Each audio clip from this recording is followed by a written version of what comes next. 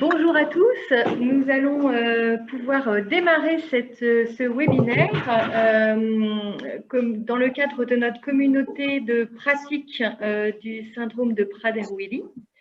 Je suis Gaëlle Lepavic, la pilote de l'équipe Relais Handicap Rare de Bretagne. Nous allons vous faire un petit temps juste d'introduction sur la communauté de pratique. Alors, nous vous parlons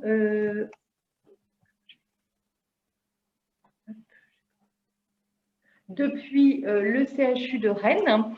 Vous nous verrez tout à l'heure en présence du docteur Nivo Adamiak qui assure la coordination du centre de compétences Prader-Willi sur le CHU de Rennes, de Guénola Denos qui nous a bien assisté sur la technique et qui est chef de projet au centre de référence des déficiences intellectuelles de cause rare.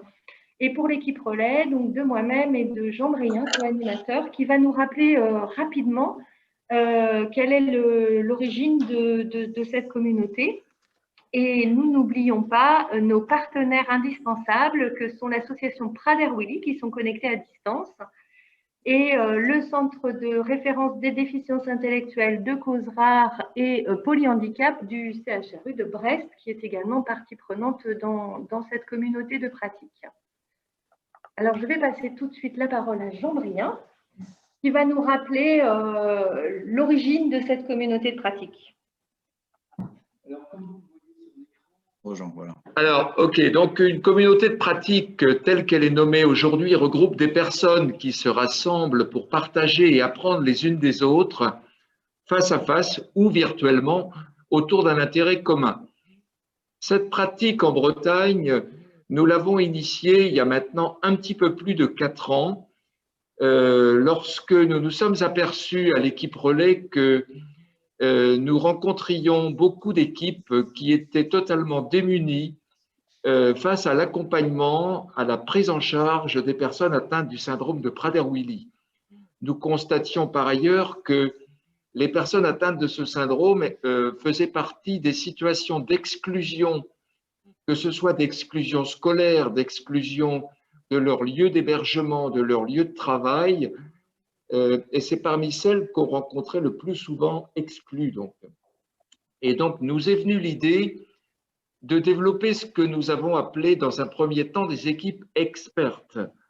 Expertes ne voulait pas dire que individuellement nous allions mettre des experts, mais que peut-être ensemble, nous avions une chance d'abord de découvrir ce que faisaient les autres, de profiter de leur expérience et de pouvoir partager autour de bonnes pratiques d'accompagnement.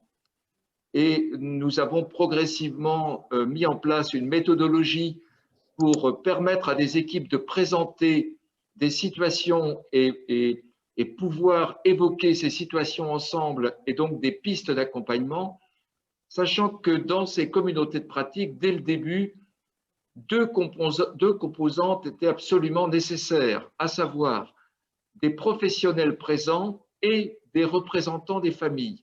Et lors de chaque réunion, il y en a 2 par an, donc sont présentes ces 2 composantes. Et puis, nous avons ajouté avec le temps des réunions un petit peu plus descendantes, c'est-à-dire où nous prenions de l'information, telle que celle d'aujourd'hui, où nous allons quand même recevoir le propos de personnes qui ont des connaissances particulières.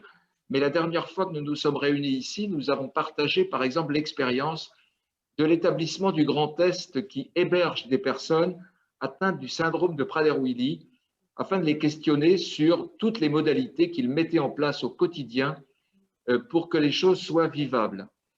Donc voilà l'historique en fait de la communauté de pratique Prader-Willi donc sur la région Bretagne qui est née vraiment de l'initiative de l'ensemble des professionnels d'accompagnement qui acceptent de façon volontaire et non pas obligés de se rencontrer 2 fois par an, physiquement quand c'est possible et virtuellement dans le contexte de cette crise sanitaire. Peut-être que les 2 continueront d'ailleurs de cohabiter. Voilà. Merci beaucoup, Jean. Alors, nous allons juste rappeler quelques petites règles pour le bon déroulement. Donc, pour le moment, vos micros sont coupés. Vous pourrez les rallumer après l'intervention. N'hésitez pas tout au long de l'intervention à utiliser le chat pour poser vos questions. Pensez à vous renommer pour être bien identifié quand vous posez vos questions. Ce sera plus facile ensuite, surtout si c'est plutôt un pseudo quelconque avec lequel vous vous êtes connecté. Et puis, nous vous informons que ce webinaire est enregistré afin de pouvoir proposer un replay. Voilà, nous allons laisser la parole au docteur Sophie Sabal-Berthoumieux et au docteur Grégoire Benvenu, qui sont connectés depuis Toulouse. Bien, bonjour à tous. On va d'abord se présenter, peut-être, se représenter.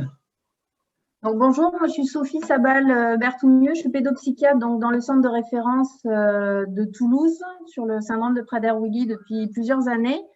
Et donc, je vois tous les jeunes qui sont pris en charge sur le centre.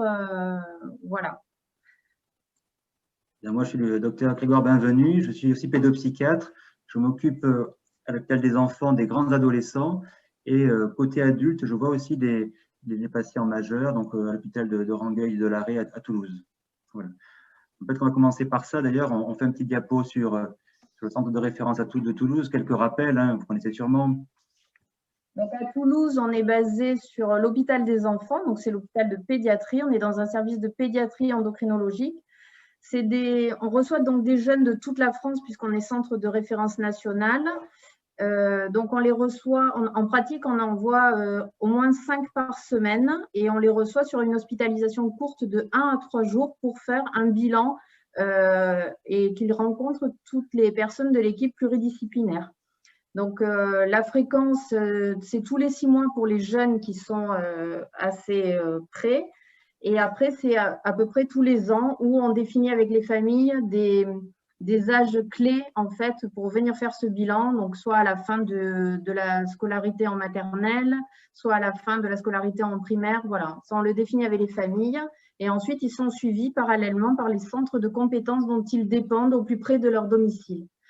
Donc, dans l'équipe, on est nombreux. Il y a donc les pédiatres endocrinologues, le professeur Maïté Taubert et le docteur Guénaël Dienne. Donc, les psychiatres, on est tous les deux. Il y a une psychologue, c'est madame Mélanie Glattard. La diététicienne, c'est Christelle Noual.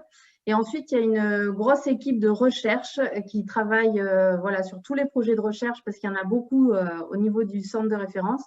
Et donc, ils proposent aux différents patients, selon les critères d'inclusion, s'ils peuvent participer à différents protocoles de recherche.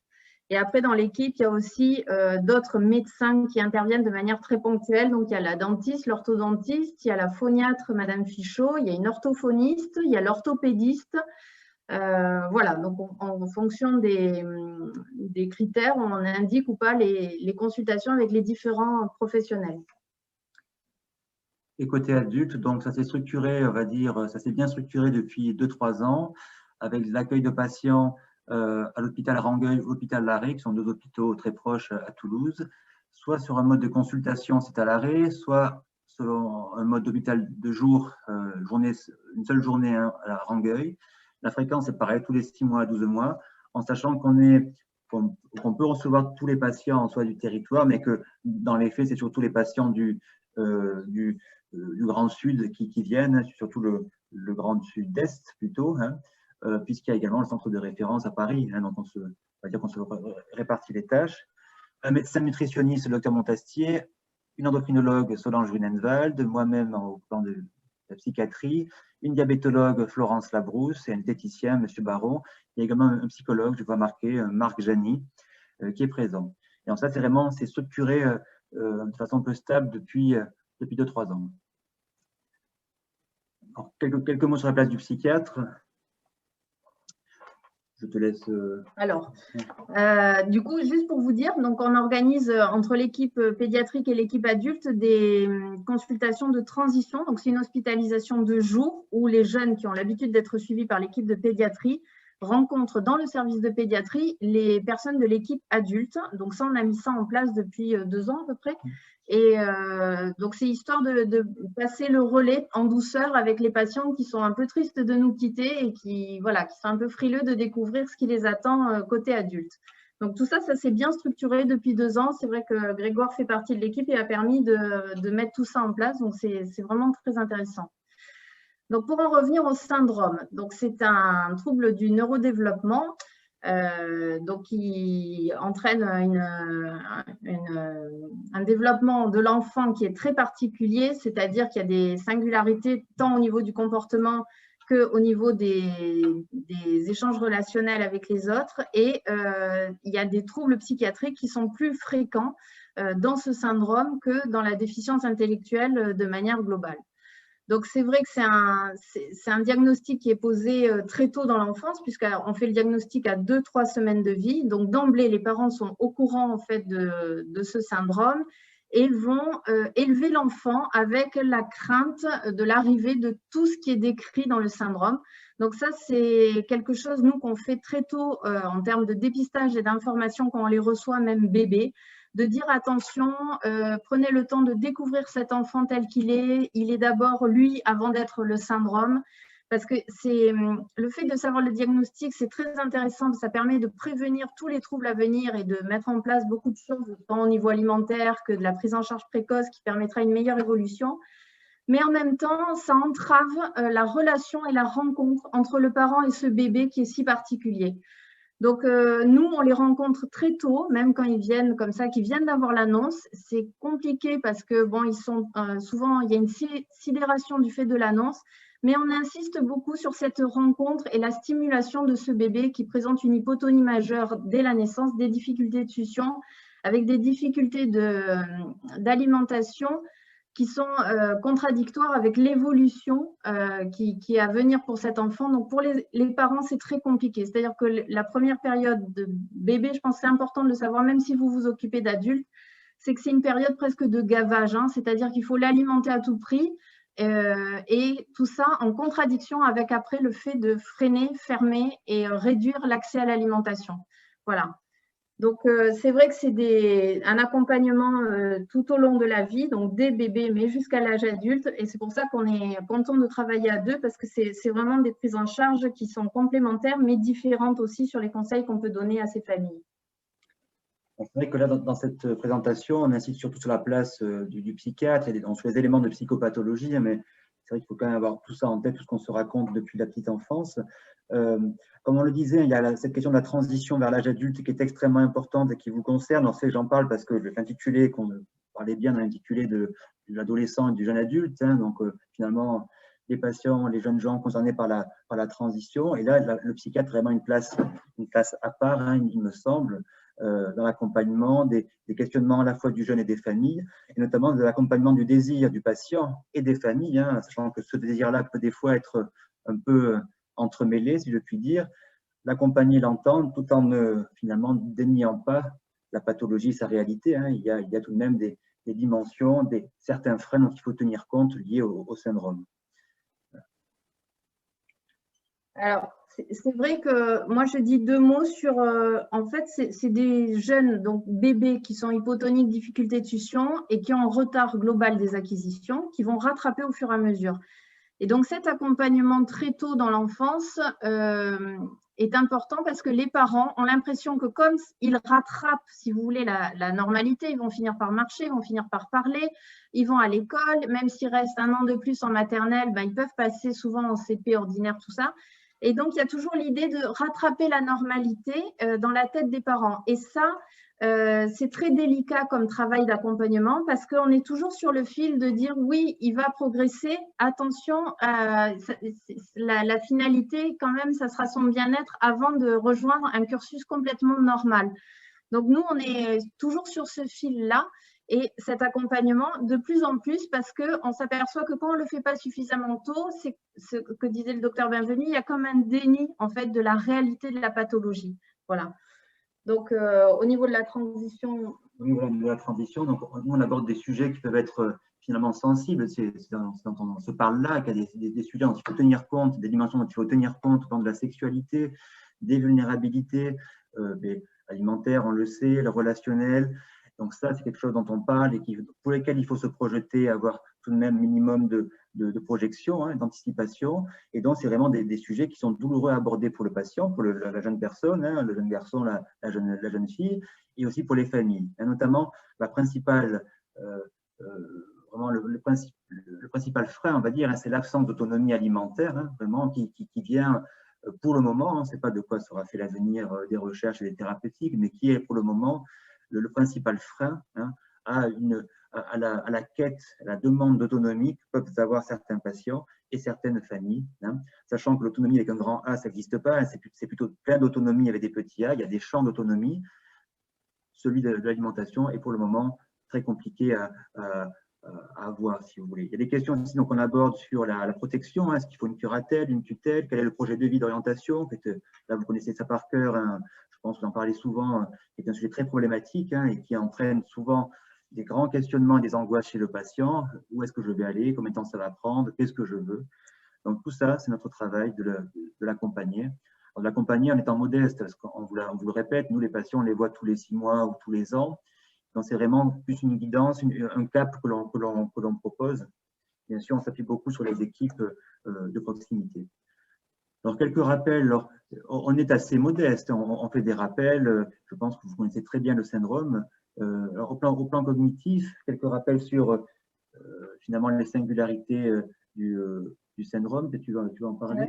Alors, c'est vrai qu'il y a un déficit intellectuel de manière générale qui est plus ou moins important. Donc, globalement, c'est un QI entre 60 et 70, mais il peut y en avoir qui ont une meilleure efficience intellectuelle et d'autres qui sont plus sévèrement atteints.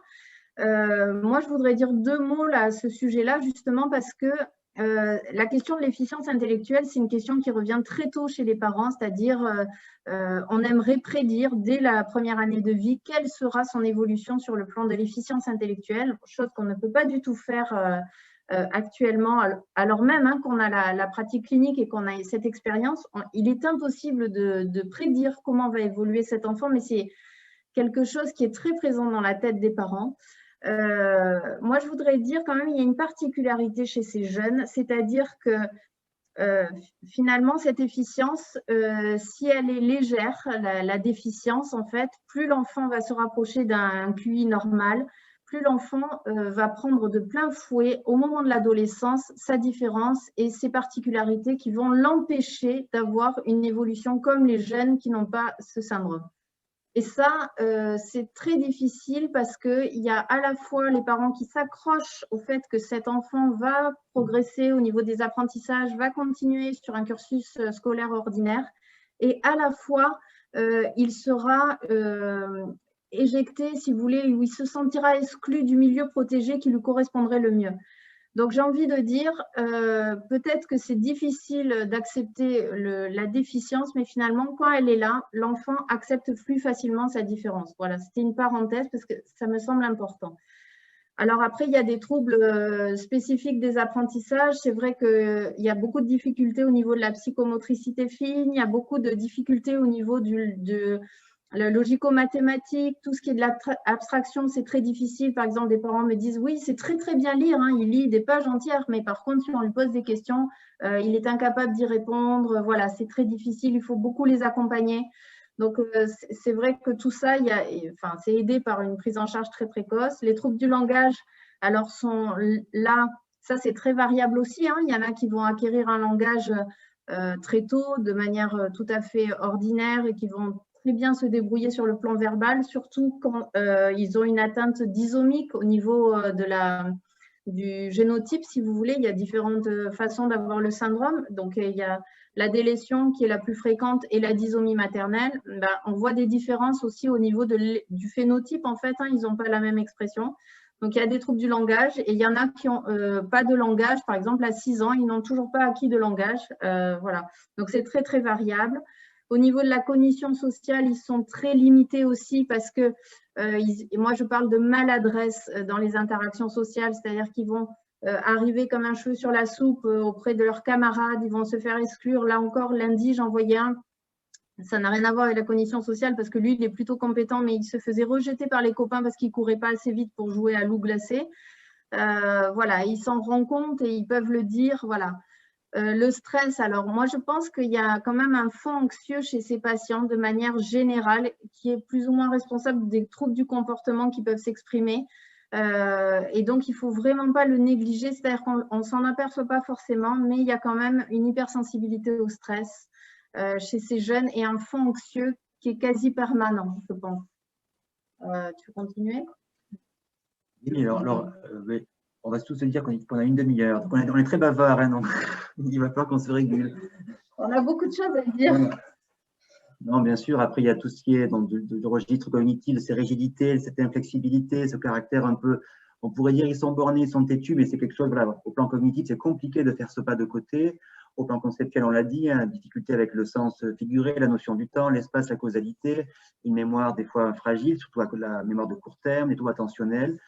Bon, il y a donc un panel de difficultés cognitives qui, comment dire, comme on disait par rapport au QI, je ne pense pas que ce soit des scores qu'il faille fétichiser. Hein. Il ne faut pas être omnubilé par les scores. Il faut vraiment voir la personne dans sa globalité, hein, et proposer une réponse vraiment la plus adaptée possible en termes de prise en charge rééducative.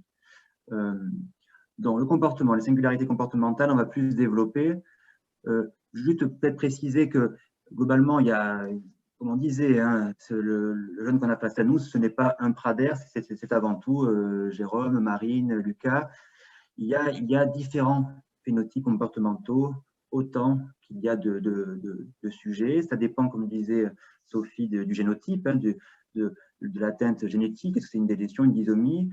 Ça dépend également des capacités cognitives dont on a pu parler à l'instant, de l'environnement aussi, ça il faut se le dire, ça dépend beaucoup finalement, on pourrait dire entre autres, de l'attachement aux parents, des modalités d'interaction dans la famille, du degré aussi d'angoisse de la famille, entre autres. Hein, voilà, il y a plein de paramètres, il n'y a pas que, mais ça joue, et des prises en charge, hein, c'est-à-dire bien évidemment quand on est bien accompagné, peut-être on est plus serein que lorsqu'on n'est pas du tout pris en charge.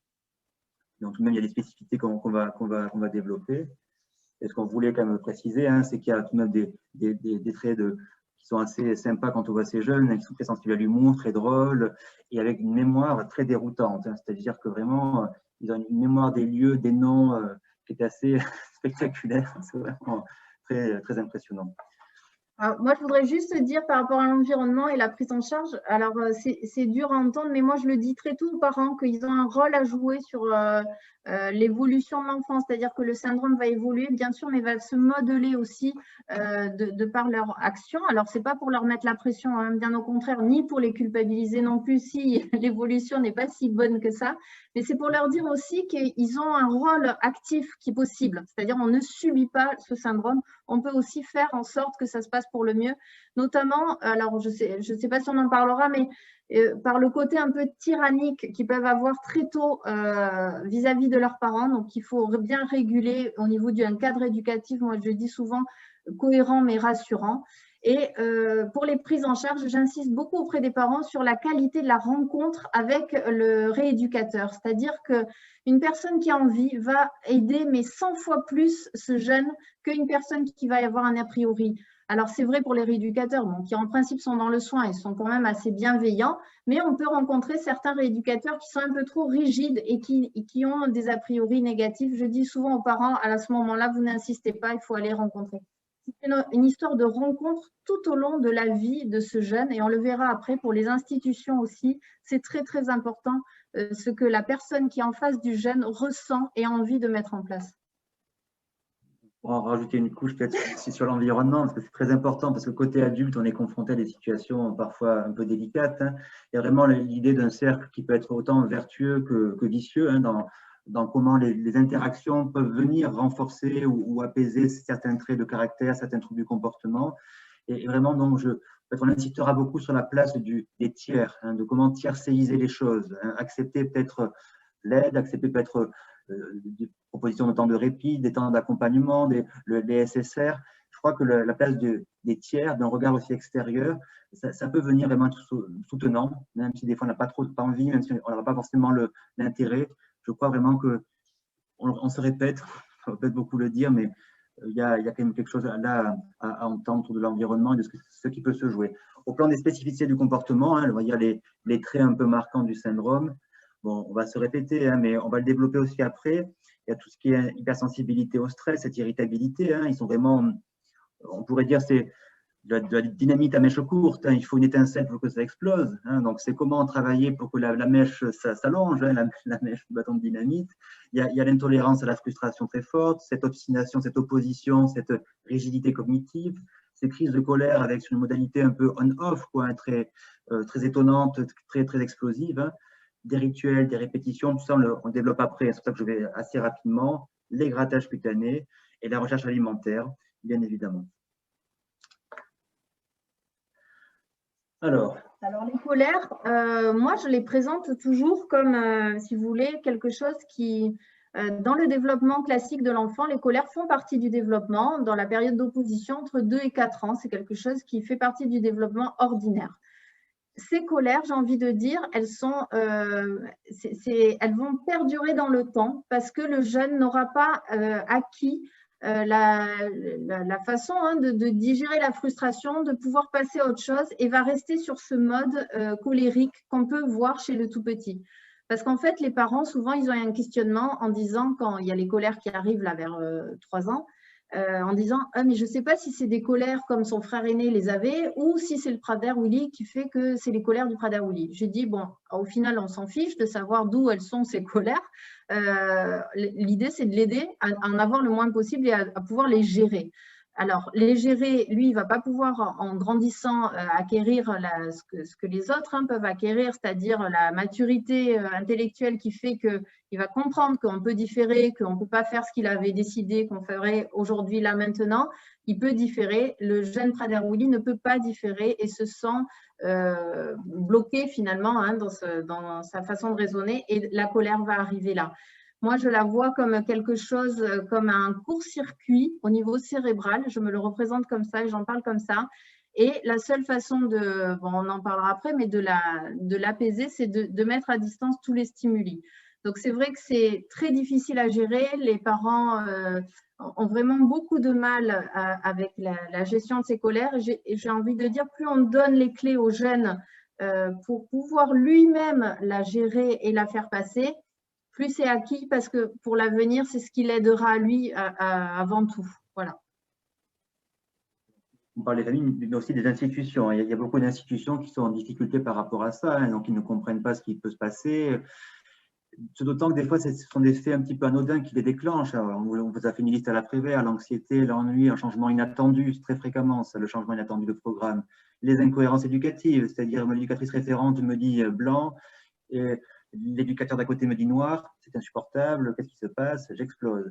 Le vécu d'injustice, hein, les frustrations alimentaires, bien entendu, une consigne mal comprise, là on revient finalement aux compétences cognitives, hein, avec une difficulté à assimiler l'information, notamment quand elle est exprimée à l'oral, et aussi ce que le sujet s'impose, hein, l'exigence de réussite, hein, voilà, notamment chez l'adulte, hein, chercher un stage ou pendant le stage ne pas réussir à la mesure de ce qu'il aurait souhaité, ça peut provoquer des colères.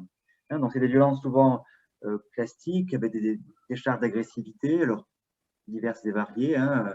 Moi, pas plus tard qu'hier, j'avais une famille au téléphone qui me disait hein, mon fils a fait une crise de colère terrible, il a tout cassé, on l'a contenu au sol. Ça peut être ça peut être des moments juste d'agacement, on crie un bon coup, on rentre dans sa chambre. Il y a bien sûr une variabilité. Toujours rechercher la fatigue et une dépression. Alors ça, moi, je remarque, côté adulte, ça me marque beaucoup. Hein. C'est cette vulnérabilité forte à la dépression, qui n'est pas forcément une dépression, on en parlera après, typique tel qu'on pourrait l'entendre, hein, avec une tristesse exprimée, un vécu d'impasse, broyé du noir, hein, mais plutôt une dépression sur un versant caractériel, une irritabilité, plus de crises de colère, on est toujours à rechercher. Et donc l'effet on-off, hein, souvent surprenant, le côté explosif. Donc ça, c'est une étude hein, qui, finalement, sur 14 patients, un petit échantillon qui montrait quelle était finalement la proportion de facteurs déclenchants aux colères. Hein. On voit vraiment que la colonne d'extrême gauche, hein, pour 13 patients sur 14, la majorité, c'était le changement dans la routine hein, ou le changement dans ce qui était attendu. Donc vraiment, le petit pas de côté, être souple dans le quotidien, c'est très compliqué. Donc bien anticiper les choses, bien formuler à l'avance quand les événements ne se passent pas comme prévu, quand il y a un contretemps, ça peut être difficilement vécu par le jeune. Et en même temps, ça peut être préparé par justement la souplesse qu'on peut mettre en place très tôt dans la famille. Alors bon, après, ça dépend des familles et des fonctionnements, mais par exemple, le repas de midi. Le repas de midi, moi, ils me disent, à midi, si à midi 5, le repas n'est pas servi, on a droit à une colère. OK.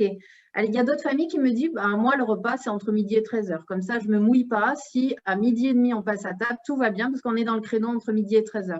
Ben voilà, ça c'est la façon de certaines familles de pouvoir instaurer un côté de souplesse. Et comme ça ne renforce pas ce côté très ritualisé, très obsessionnel qu'ils peuvent développer. Et effectivement, ça évite une colère. Au moins, on a un créneau d'1 heure plutôt qu'une heure pétante. Voilà, ça c'est un exemple. Et aussi, on peut se dire qu'on comprend mieux ce qui peut se passer dans les institutions, ou quand il y a finalement des arrêts maladie ou des imprévus ou que sais-je, où l'éducateur qui devait être là n'est pas là, ou la sortie qui devait se prévoir tel jour à telle heure c'est annulé ou déplacé de 2 heures. Tout ça, toutes ces petites choses en apparence anodines qu'on pourrait nous gérer, être un peu frustrés mais sans plus, peuvent donner lieu à des colères. Donc, il faut pouvoir vraiment l'anticiper. Ça, c'est très important d'anticiper, en parler, se le noter. On a bien compris que tout ce qui est dit à l'oral, des fois, ce n'est pas forcément bien retenu ou bien compris à la juste mesure de ce qui se passe. Donc, peut-être sur un support écrit, des pictos, transmettre l'information. Voilà, donc la gestion des colères, on en a dit 2 mots, mais on va peut-être le répéter. Je te laisse. L'idée, c'est finalement de laisser le jeune loin de tout stimuli, donc stimuli auditifs, visuels. Il ne faut surtout pas essayer de le raisonner, ça ne sert à rien que d'envenimer les choses. Donc, c'est vraiment un moment de repli sur soi parce que moi, je m'appuie sur la parole des parents essentiellement, puisque c'est avec eux que je travaille. Les parents disent, ça retombe, il s'est éloigné, il s'est mis dans sa chambre et c'est retombé comme un soufflet en 30 secondes. Voilà. Et ça, c'est vrai que si on arrive à l'instaurer, alors moi, maintenant, j'essaye de le travailler avec les jeunes en disant, mais quand tu sens qu'elle arrive, cette colère, finalement, qu'est-ce qui pourrait t'aider? Te mettre un peu de musique, d'aller dans ta chambre, pas sur un mode contraint et puni, au contraire, c'est moi, j'arrive à me restaurer de moi-même. Voilà. Parce que sinon, on ne peut pas la faire céder. Donc, c'est vraiment ça. Moi, j'insiste aussi auprès des institutions quand ils nous appellent en disant on ne peut pas gérer. J'ai dit il faut mettre en place un petit coin calme, un matelas par terre dans l'endroit, aller dans le jardin, bien sûr sous surveillance, mais qui puissent partir. Voilà, il y a des jeunes qui ont besoin de sortir, qui ont besoin d'aller se défouler dehors et ils reviennent et tout va bien. Donc, c'est vrai que ce qu'on disait, c'était en amont, il faut essayer d'éviter, mais bon, on ne peut pas toujours. Et après, on peut reprendre un peu ce qui s'est passé avec le jeune. Alors, il y a plusieurs façons de reprendre, c'est-à-dire soit on rediscute de ce qui s'est passé, ça refait flamber, comme la crise initiale. Donc là, bon, on voit que ce n'est pas le moment. Mais parfois, on peut reparler quand c'est vraiment à froid et que ça y est, c'est digéré. On peut dire, bon, ben, la prochaine fois que ça arrive, comment on évite? Voilà. Alors, moi, je leur parle d'un carton rouge. Carton rouge, la colère est là, je ne peux plus discuter, je ne peux plus voir personne. Il faut que j'aille dans mon coin m'isoler. Voilà, des choses comme ça, des petites choses à mettre en place et passer par un autre support que juste le dialogue auquel ils sont inaccessibles en un moment de colère. Voilà. Oui. Voilà. Peut-être insister sur le fait que ça ne sert à rien pendant une crise de vouloir à tout prix comprendre ce qui se passe. On a pu faire des réunions avec des collègues pour parler de cas cliniques. On voyait bien que pendant une crise, des collègues expliquent, mais on a voulu savoir ce qui se passait, on pose des questions, ça ne peut faire qu'exploser la situation. Donc, on se pose, on fait le point, on laisse un peu le soufflet retomber, comme le disait Sophie. Ce qui est important aussi par rapport à cela, c'est la réponse éducative. Pas être non plus dans une sanction systématique, mais être quand même aussi dans une valorisation des excuses et du retour au calme. Voilà, féliciter, on va réfléchir ensemble maintenant que tu as trouvé telle technique, est-ce qu'on ne pourrait pas peut-être ensemble faire un petit contrat? Voilà, on nous parle beaucoup de contrat de crise. Un contrat de crise qui finalement n'est pas simplement unilatéral, n'est pas ce que devrait faire le patient vis-à-vis de l'institution ou de la famille, mais aussi qu'il y ait un retour, un échange, voilà, tout ça valorisé. Parce qu'on en revient finalement à l'environnement. C'est éprouvant d'être face à des crises de colère récurrentes. C'est très, très difficile. On l'a en tête. Et ça peut venir alimenter des contre-attitudes, des réactions, des crispations, des mouvements de colère des familles et des institutions. D'où l'importance pour les familles de s'appuyer sur des relais autant que possible, de s'appuyer sur les professionnels, de demander peut-être des temps de répit éventuellement familiaux ou en institution. Et au plan de l'institution elle-même, quand on est en difficulté, pouvoir prendre un peu de champ, en reparler également à froid, faire un travail pas s'il y a des supervisions, d'analyse de pratique, etc. Mais c'est important de ne pas rester figé sur… Parce que là aussi, on s'est dit que c'est des jeunes gens qui sont très sensibles, hein, ce sont des feuilles de papier buvard. Hein. Ces contre-attitudes, ces émotions un peu négatives, ils les ressentent très, très fort. Si on ne travaille pas en tant que professionnel ou en tant que famille, ça peut venir vraiment alimenter des rechutes, quoi, des crises beaucoup plus fréquentes. Alors ça, c'est tout ce qui est du côté du rituel. Donc, c'est vrai que c'est des choses qui se mettent en place très tôt chez les petits. Donc, ça va être soit des jeux complètement obsessionnels avec des ficelles. Hein. Il y en a beaucoup qui font ça avec des ficelles, avec des lacets, très autistiques, hein, en fait, sur le plan du développement. Et il y en a beaucoup qui se mettent en place. Et moi, ce que je conseille, en fait, c'est de ne pas trop les entretenir et de ne pas trop les respecter, sauf si c'est vraiment au moment du coucher, par exemple, un rituel plutôt rassurant qu'il faut bien sûr respecter. Mais si les familles décrivent au moment de partir à l'école, voilà, il y a les bébés installés, il faut leur donner à manger. S'il n'a pas donné à manger à tous les bébés, on ne peut pas partir. Donc, voilà, il y avait un autre papa qui me racontait que sa fille ne refusait de marcher sur les bateaux, sur les trottoirs. Vous savez, le bateau, s'il y a un garage là, et donc il fallait à ce moment-là passer sur la route. Il me dit, moi, je ne sais plus comment faire parce que je ne m'en sors pas, tout ça. Donc, en fait, moi, j'ai l'impression que bon, ces rituels, ils en ont besoin. Ils sont très obsessionnels, très ritualisés, avec un côté autistique, encore une fois. Hein, ça fait partie du syndrome. Mais plus on les entretient, plus on les respecte, plus on fait avec pour éviter les colères, parce que si on interrompt le rituel, on a droit à une colère, plus il y en a des nouveaux qui vont se mettre en place et ça va être très, très compliqué. Donc, les rituels, moi, j'insiste auprès des familles de les casser. C'est vrai que c'est toute cette côté de la souplesse hein, qu'il faut instaurer dès tout petit. Il ne faut pas du tout laisser ce rituel s'installer. Et voilà, donc… Quand ils sont là, bon, ben, forcément, c'est un côté rassurant, hein, c'est un côté anxiolytique et c'est parce qu'ils sont sous-tendus par une anxiété. Pas que, ça peut être vraiment, ça fait partie du syndrome sur le plan, moi, je pense, des symptômes autistiques. Il y a aussi le fait de poser des questions. Alors, ce n'est pas une question, ce n'est pas deux questions, c'est 20 fois, 50 fois la même question. Auquel le parent va répondre une fois, deux fois, 50 fois. Ça aussi, je dis stop. On dit, je t'ai répondu, tu connais la réponse, ils la connaissent très bien la réponse, hein, parce que si on leur pose la question, ils savent très bien y répondre. Je te réponds 3 fois, après on arrête. Voilà. Et ça permet de passer à autre chose, ça permet de ne pas entretenir. C'est la même chose en fait. Hein. Voilà. Il y a le côté du collectionnisme. Alors ça, on ne le voit pas chez tous. Je pense qu'on le voit un peu plus chez l'adulte. Mais chez les enfants, moi, j'en ai très peu. Il y en a, mais très peu, qui vont même voler hein, pour collectionner alors à l'école, les stylos, je ne sais pas quoi, les gommes, les trucs, voilà, et qui peuvent aller chaparder à ce moment-là et accumuler dans leur chambre. Les parents vont retrouver les poches, voilà. Mais encore une fois, c'est plus sur un développement après ado-adulte. Oui, oui. Moi, j'ai en tête un patient qui, à chaque fois, m'amène des jetons de caddie. Il y en a plein les poches. Donc, il aime beaucoup ça, il collectionne. Alors, au plan relationnel, hein, ça rejoint un petit peu ce qu'on se racontait des compétences cognitives. Il y a souvent, très souvent, il faut avoir à l'esprit un décalage entre l'impression subjective que renvoie le sujet et finalement ses performances. Ce n'est pas un bon mot, performance, mais en fait, ses capacités réelles. Hein. Notamment, on peut voir ça chez des jeunes gens à qui on va expliquer lors de l'hôpital de jour tous les aspects médicaux. Hein, on va te changer telle molécule, ci, ça, machin, un truc. Et être quand même assez vigilant à ce qu'il a bien compris les choses ou pas. Hein, parce qu'il peut donner le change, on peut avoir l'impression que oui, mais dans le fond, on se rend bien compte que ce n'est pas le cas. Donc ça, c'est en lien avec les troubles des apprentissages, les troubles de la pragmatique, on l'a bien dit, et des capacités donc expressives hein, à donner le change qui sont supérieures à celles réceptives, hein, finalement, à emmagasiner l'information.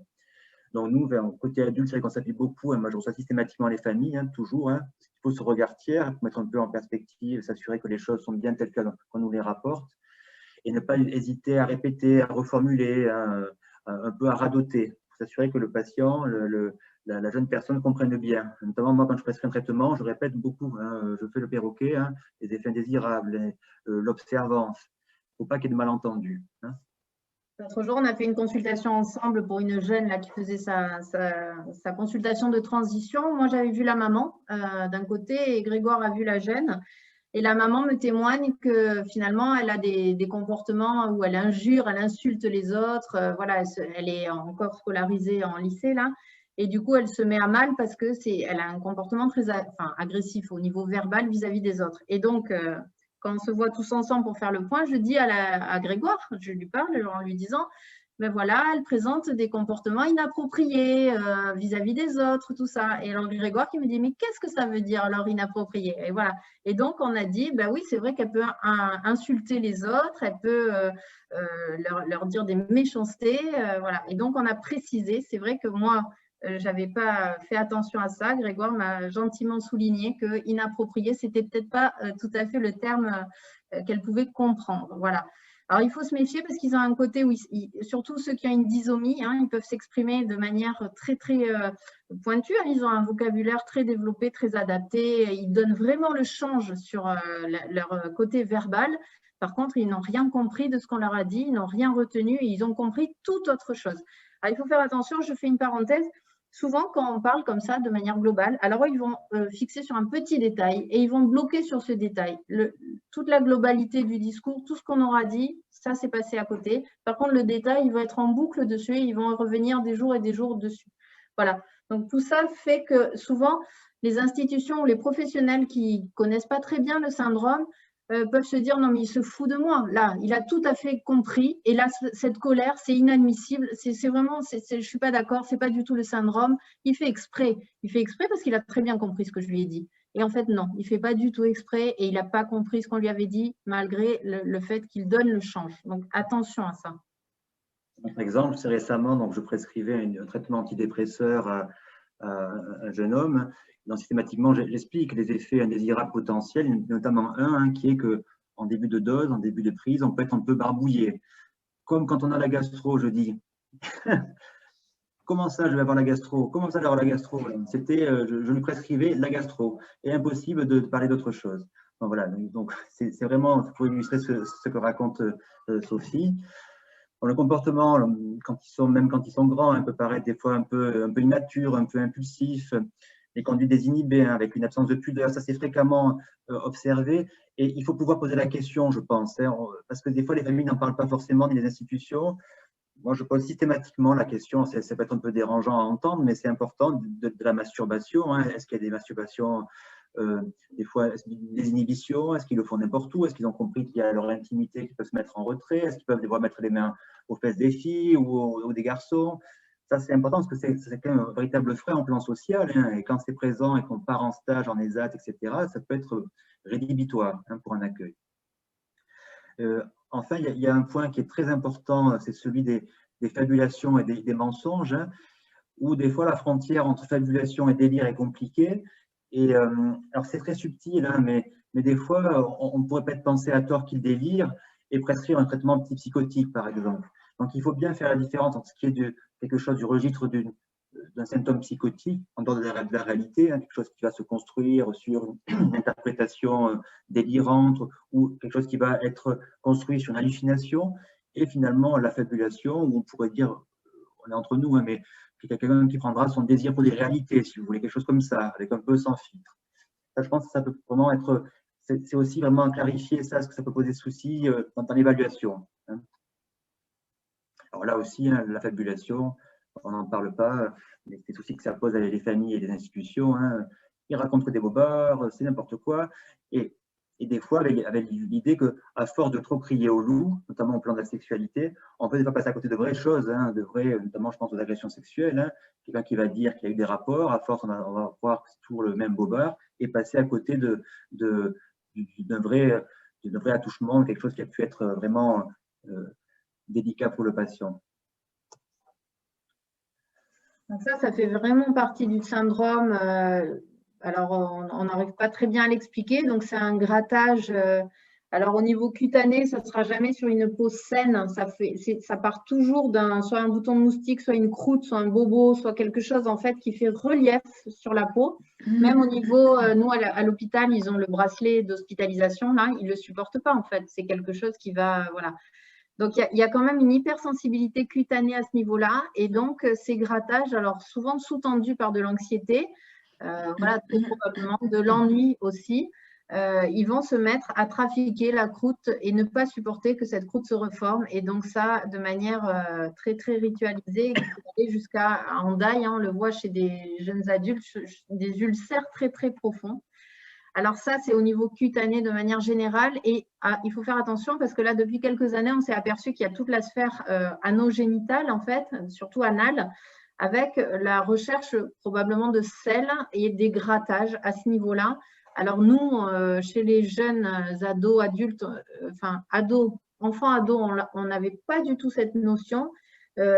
Denise Tulot, qui est la psychiatre de Hendaye et qui a l'habitude de recevoir des adultes, nous en parlait en disant nous, on a des saignements, des rectorragies, ils vont chercher les selles, voilà. Et nous, on ne l'avait pas. Sauf que depuis quelques années, on a ouvert l'équivalent d'Hendaye pour les jeunes, un SSR à côté de Toulouse, là, à Paul d'Autun. Et donc là, les jeunes sont observés sur plusieurs semaines avec des éducateurs, tout ça. Et en fait, on a mis aussi en évidence chez certains ados ce phénomène. Alors, c'est ce qu'on s'est dit, finalement, les familles ne nous en parlaient pas et on n'était pas du tout au courant. Donc maintenant, on le recherche de manière systématique. On fait attention aussi à tout ce qui peut être de l'ordre de la constipation, qui pourrait finalement les irriter, en tous les cas titiller toute la sphère anale et anorectale, et qui peut-être, c'est ce qui fait qu'ils vont aller se chercher les selles et ils vont aller se gratter à ce niveau-là. Donc voilà, c'est très délicat parce que c'est tabou. On n'ose pas en parler, voilà. Et pourtant, il faut le prendre en considération. Il y en a même qui se font quand même des anémies à force de se gratter à ce niveau-là. Voilà. Moi, j'ai en tête un adulte, un patient d'une 25-30 ans, je ne sais plus exactement, mais qui avait des grattages, enfin il allait se chercher des matières fécales, et ce qui posait vraiment souci dans son foyer. Et finalement, avec un traitement anxiolytique, une prise en charge aussi kiné, une rééducation périnéale, a pu vraiment bien évoluer. Ça a disparu. Je crois donc il faut, mais on l'avait pas forcément à l'esprit. Bon, bien sûr, les éducateurs nous disaient, il y a des marques de sel des fois sur les vêtements et sur les murs des toilettes. Mais bon, à part ça, on n'a pas pensé à le chercher. Alors, il y a également tout ce qui est du registre psychiatrique. Alors, psychiatrique, c'est vraiment en termes de diagnostic auquel les patients Prader-Willi sont plus vulnérables. Donc là, on reprend quelques généralités parce que c'est fortement associé au syndrome. On développera un peu après, mais il y a tout ce qui est du registre du sommeil, troubles des conduites, opposition, les TOC, les troubles anxieux, dépressifs, psychotiques. On a mis ce vieux terme, trouble envahissant du développement. Là, ce serait plus logique de parler de troubles du spectre de l'autisme, qui est le nouveau terme du DSM, ou plutôt de traits TRAIT autistiques. Il y a également la dimension d'addiction. On voit des patients adultes, notamment, qui peuvent avoir des comorbidités addictives, notamment à l'alcool. Il y en a quelques-uns. À la cigarette, voilà. Qui est une équivalence. Ça, on a vu un patient la semaine dernière qui me disait ça. Quand je fume, moi, je ne pas faire. Voilà. Et donc l'importance du suivi de psychiatrie de proximité, parce que nous, on voit les patients de loin en loin, mais c'est important quand même qu'il y ait quelqu'un de proximité qui puisse les voir assez souvent, adapter le traitement, rechercher ces symptômes-là, voilà. Alors, le suivi en psychiatrie, moi, j'essaye de le mettre en place de manière systématique chez tous les jeunes aux alentours de 10 ans à peu près. Avant, bon, si ça va bien, ce n'est pas forcément la peine. Mais après, c'est là où on va atteindre, moi je dis, on risque d'aller dans la zone de turbulence. C'est-à-dire que l'adolescence, c'est vraiment un moment où tous ces troubles risquent de s'exprimer. Et c'est vrai que s'ils ont un psychiatre de proximité qu'ils connaissent et qui connaît l'enfant et la famille, ça sera quand même plus simple de mettre en place soit un traitement, soit une hospitalisation si c'est nécessaire, que de débouler aux urgences avec quelqu'un qui ne connaît pas le syndrome, qui ne connaît pas l'enfant ni la famille. Voilà. Donc moi, j'insiste auprès des familles de mettre en place un suivi vraiment psychiatrique de proximité dès l'âge de 10 ans, même si au début, c'est une fois par an, juste pour dire tout va bien. Et voilà. Mais on se connaît, on sait à qui on a affaire. Et les personnes qui ne connaissent pas le syndrome connaîtront au moins l'enfant et la famille. Ça, c'est ultra important. Et chez les adultes, je crois qu'il faut que ce soit systématique. Il faut que chaque patient ait un suivi psychiatrique. Parce que là, clairement, moi, je le vois depuis quelques semaines, je joue au pompier sur plein de situations. Chez les patients que je n'ai en plus pas souvent vus, que je connais très mal, et il faut gérer à distance une hospitalisation, gérer à distance un traitement. Pas plus tard ce matin, là, avant cette réunion, je gérais à distance un traitement d'une patiente que je ne connais pas, que je n'ai jamais vue, avec son pharmacien. Donc, c'est vraiment important qu'il y ait quelqu'un sur place qui connaisse bien la personne et pour adapter tout cela. Alors, petite parenthèse, il y a un micro allumé, quelqu'un qui tousse. J'espère qu'il n'a pas la Covid. Le trouble anxieux, juste quelques rappels qui peuvent être majeurs. Alors, on se dépêche parce qu'on a pris du retard, on s'en excuse. Peut être majeur avec notamment liées aux difficultés de compréhension, de mauvaise interprétation, une sensibilité très forte à l'incertitude, on l'a dit, au manque de réassurance, aussi une sensibilité très forte à l'état émotionnel de leur entourage. Très clairement, ce matin, je parlais de cette patiente dont je gère à distance le traitement, une patiente qui fait une crise d'angoisse extrêmement forte. J'ai fait une visio comme ça avec elle, on peut le comprendre aussi que la maman est elle-même extrêmement angoissée, hein, et ce, de façon, on va dire, préalable à la crise, hein, quelque chose qui peut donc venir s'entretenir, qui n'explique pas la décompensation, mais qui peut venir entretenir les choses, hein, avec une patiente qui dit « je suis très mal », maman l'est aussi, c'est insupportable, il faut aussi l'aider. Elle me disait ça hier, effectivement. Donc, ce qui peut favoriser la survenue des symptômes, donc les troubles alimentaires, bien sûr, les grattages, la dépression. C'est-à-dire que moi, j'ai pour habitude de dire, en fait, un Prader-Willi qui va bien, il n'a pas de troubles du comportement. Quand les troubles du comportement sont là, c'est qu'il y a quelque chose qui ne va pas. Alors, ça peut être de l'anxiété, ça peut être autre chose, hein, ça peut être une incompréhension, ça peut être quelque chose qui est mal vécu au niveau de l'institution. Toute la période de transition, c'est vraiment une période, alors il y a l'adolescence bien sûr, mais pas que, il y a quand même ce côté, je passe de l'enfant à l'adulte, mais en termes d'institution, de quel sera mon avenir, puisque j'ai finalement ces difficultés que j'ai plus ou moins gommées jusque-là, mais là, elles me retournent de plein fouet. Donc, qu'est-ce que je vais devenir? Où est-ce que je vais vivre? Moi, je voudrais rester chez papa et maman, peinard, je voudrais travailler, je voudrais me marier, je voudrais avoir des enfants, je voudrais une vie normale, voilà. Mais ça, c'est pas possible, on me dit que c'est pas possible. Et alors, l'IME où je suis me dit, bon, on verra plus tard, il y a l'amendement Creton, tu peux rester là jusqu'à ce qu'on trouve une place. Voilà. Ça, c'est intolérable. C'est vraiment une source d'anxiété majeure chez ces enfants qui peuvent être tout à fait équilibrés jusque-là. Et là, ils vont se désorganiser. Donc, quand il y a des troubles du comportement qui apparaissent, ce n'est pas juste le syndrome qui s'exprime, ce n'est pas vrai. C'est qu'il y a quelque chose de sous-jacent qu'il faut essayer d'aller comprendre, explorer. Voilà. Alors ça, c'est Sherlock Holmes parce que l'explication, on ne l'a pas toujours, et ce n'est pas du tout celle qu'on aurait eue pour nous, pour un enfant classique. Des fois, c'est juste un petit grain de sable qui s'est foutu là et qu'il faut trouver parce que lui, il en fait toute une histoire. Voilà. Donc, c'est très attention à cette période de transition. C'est pour ça que le suivi psychiatrique, s'il a pu se mettre en place avant, c'est vraiment fabuleux. Voilà. Ça, on se dit que ça sera les projets pour les années à venir. Il y a peut-être un sujet qui serait intéressant d'avoir dans la discussion, parce que vous avez déjà eu, mais la question des attentes, hein, de l'environnement, la question de la norme, hein, toutes ces questions-là que la transition, que la création d'un projet vient remuer. Hein, et quand finalement, comment dire, les limites inhérentes aux symptômes n'ont jamais été entendues, ont été balayées par les partenaires, les familles, ont été jetées très loin comme un boomerang. Voilà. Ce boomerang, des fois, nous revient en plein visage de façon très violente à cette période-là, ce qui vraiment occasionne vraiment ce qu'on se raconte là, des attentes déçues et de l'attente incertaine aussi. Hein, c'est la cause de, on va dire, 9 agitations sur 10 que l'on voit à l'âge adulte. Hein. Je vous dis ça un peu au doigt mouillé, mais c'est vraiment ça. C'est vrai qu'au niveau de la dépression, docteur Bienvenu le disait, hein, elle est souvent sous-tendue et elle est présente, mais pas sur un mode classique comme on peut se la représenter. C'est toujours pareil, des manifestations comportementales au premier plan. Et c'est là où il faut se dire, mais attention, qu'est-ce qui se passe? Il y a quand même toute la prise de conscience, hein, des jeunes. Alors, c'est ce que je vous disais au début, c'est-à-dire que plus ils ont une efficience intellectuelle élevée, plus ils vont prendre conscience. Je raconte souvent une anecdote parce que je trouve qu'elle est parlante. C'est une jeune qui a 14 ans à peu près, qui est en classe, et en collège, hein, et on leur fait une annonce qu'un des professeurs de la classe est décédé. Brutalement, il est décédé. Toute la classe se met à chialer et elle constate que les autres élèves se mettent à pleurer. Et elle en parle comme ça en disant je pense que normalement, il faudrait que j'ai envie de pleurer. Par contre, je n'ai pas du tout envie de pleurer, mais je constate que quand tout le monde pleure, la normalité, ça doit être de pleurer à ce moment-là, mais moi, non, je n'ai pas envie de pleurer.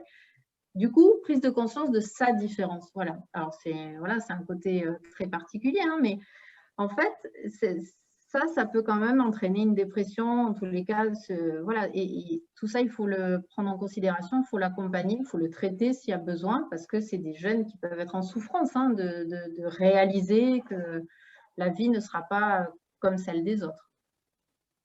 On le disait, c'est des tableaux plutôt atypiques, hein, où se dire triste, exprimer une tristesse, ce n'est pas forcément ce qui est le plus fréquent, mais il y a plus de colère, plus de symptômes comportementaux, plus de vol de nourriture, le sommeil perturbé, un jeune qui perd son humour, un jeune qui est moins là dans la relation, et des cycles cyniques, hein, des fluctuations du moral très, très rapides.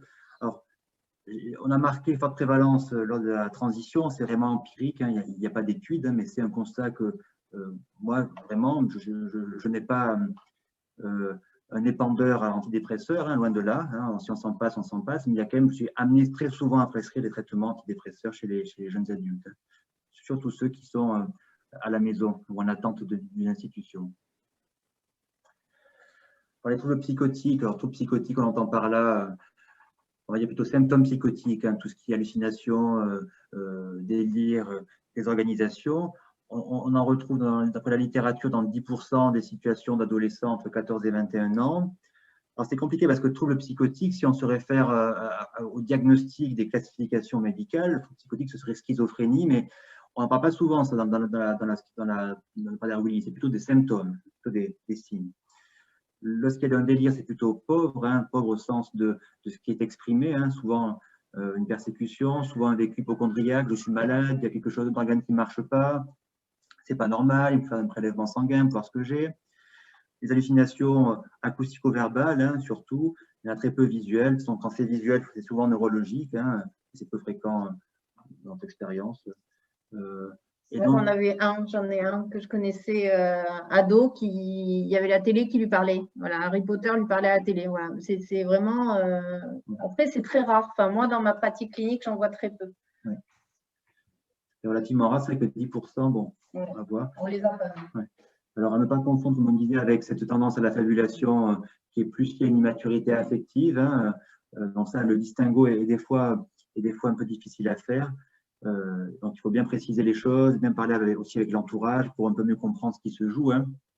Si ce n'est pas un événement, encore une fois, du quotidien, une contrariété qui provoque ce discours un peu fabulatoire, ou si c'est vraiment quelque chose de purement délirant ou hallucinatoire. Mais ça, c'est relativement peu fréquent. Hein. Mais tout de même, on peut se poser la question chez certains troubles du comportement très sévères, d'une dimension persécutive, sensitive, plus exacerbée, mais qui ne serait pas peut-être partagée dans le discours, mais plutôt dans le vécu. Des jeunes gens très violents. Oui, ou des propos très crus, ouais. Des propos très. Voilà, ouais. Très crus, ou alors une rupture de contact. Ça aussi, il y en a un qui a. Voilà, rupture de contact, il est plus là, hein, il est sur un autre mode relationnel, donc voilà. Mais ça reste rare quand même. C'est des.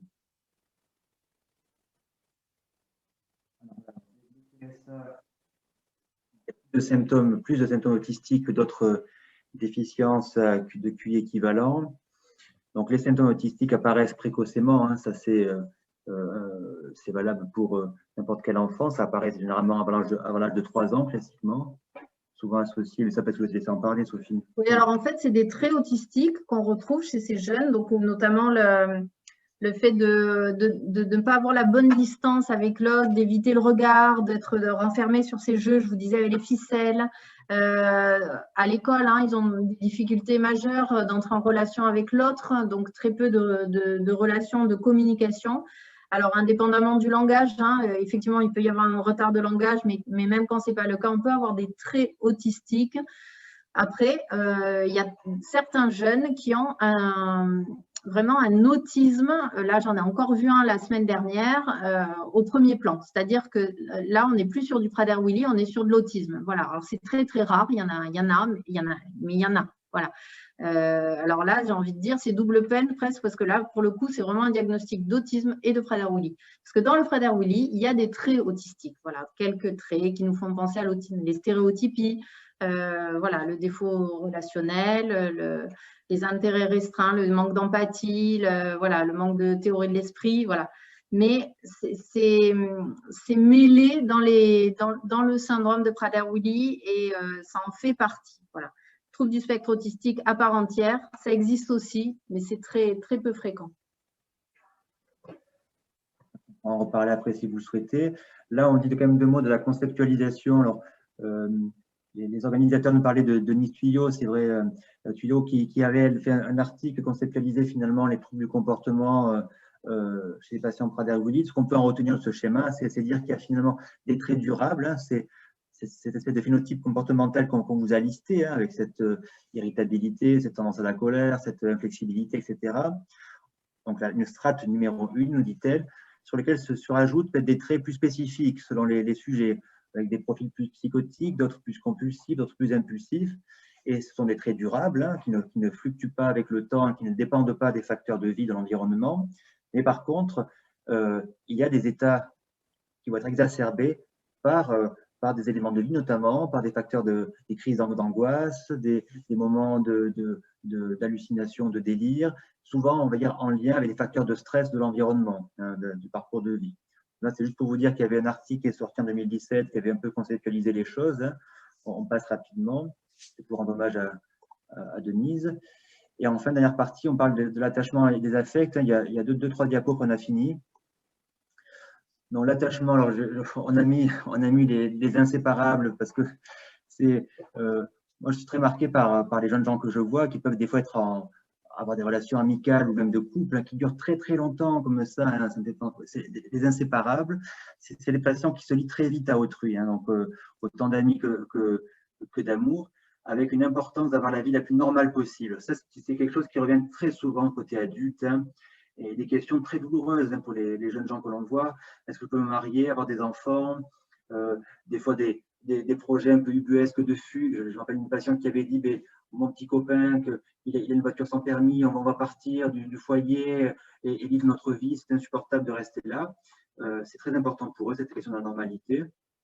Et donc, par rapport à l'attachement, elle se fait de se lier très facilement à l'autre. Hein, donc, il faut toujours se méfier de la vulnérabilité relationnelle qui peut conduire à des mises en danger. Ça, on le voit très fréquemment.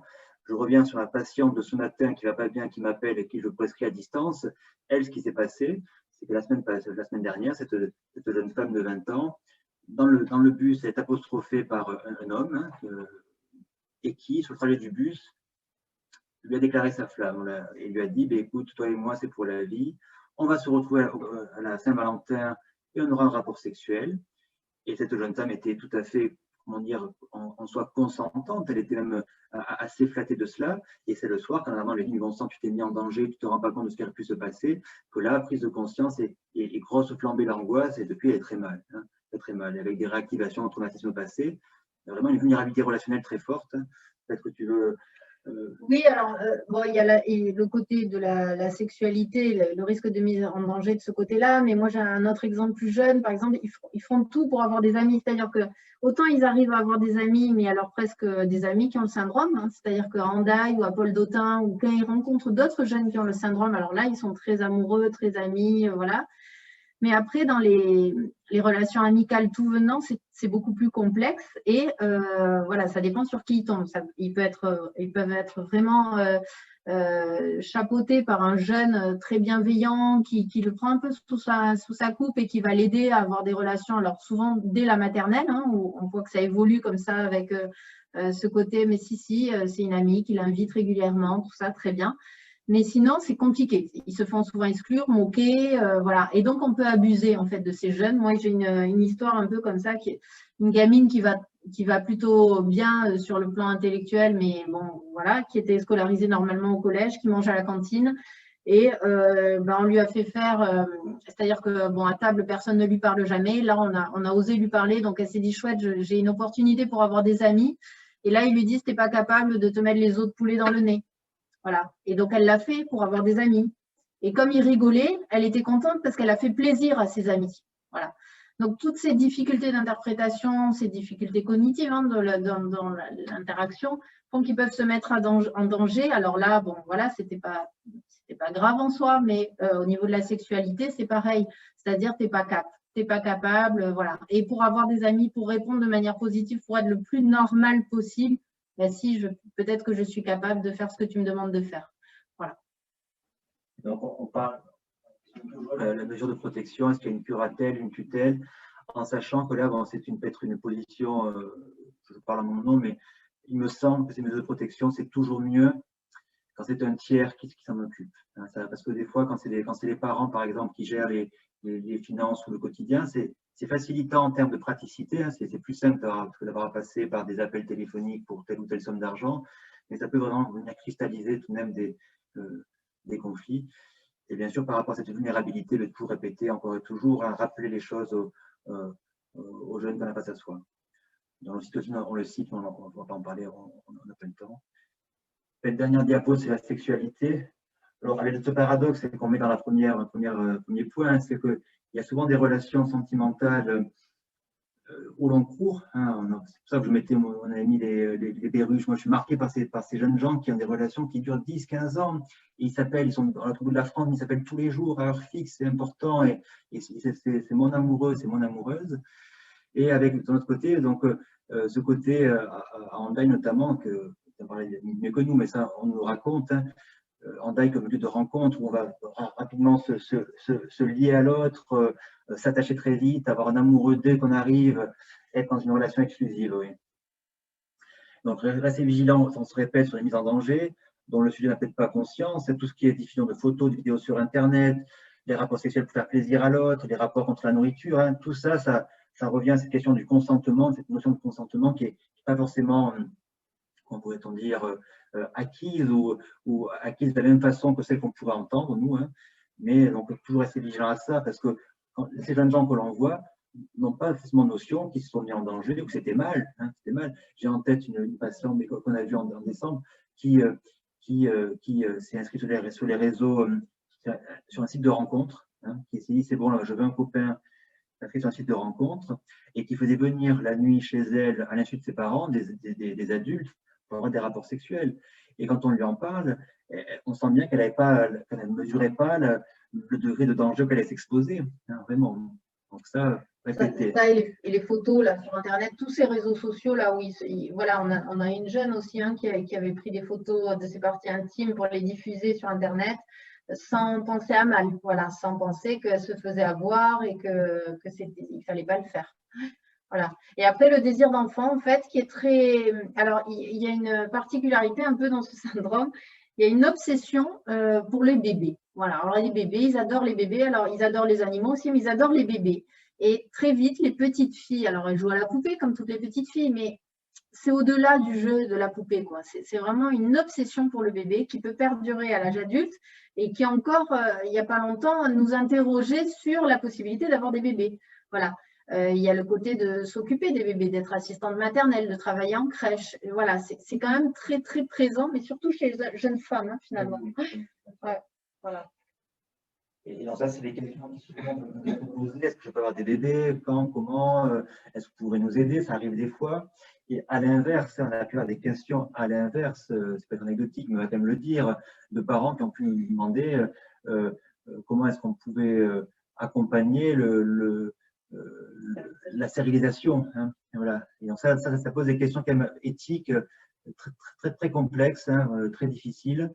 Mais bon, on voit bien que c'est une question qui va venir envahir des fois le champ du sujet et de sa famille. Voilà. On a fini. On a un peu débordé, on s'excuse.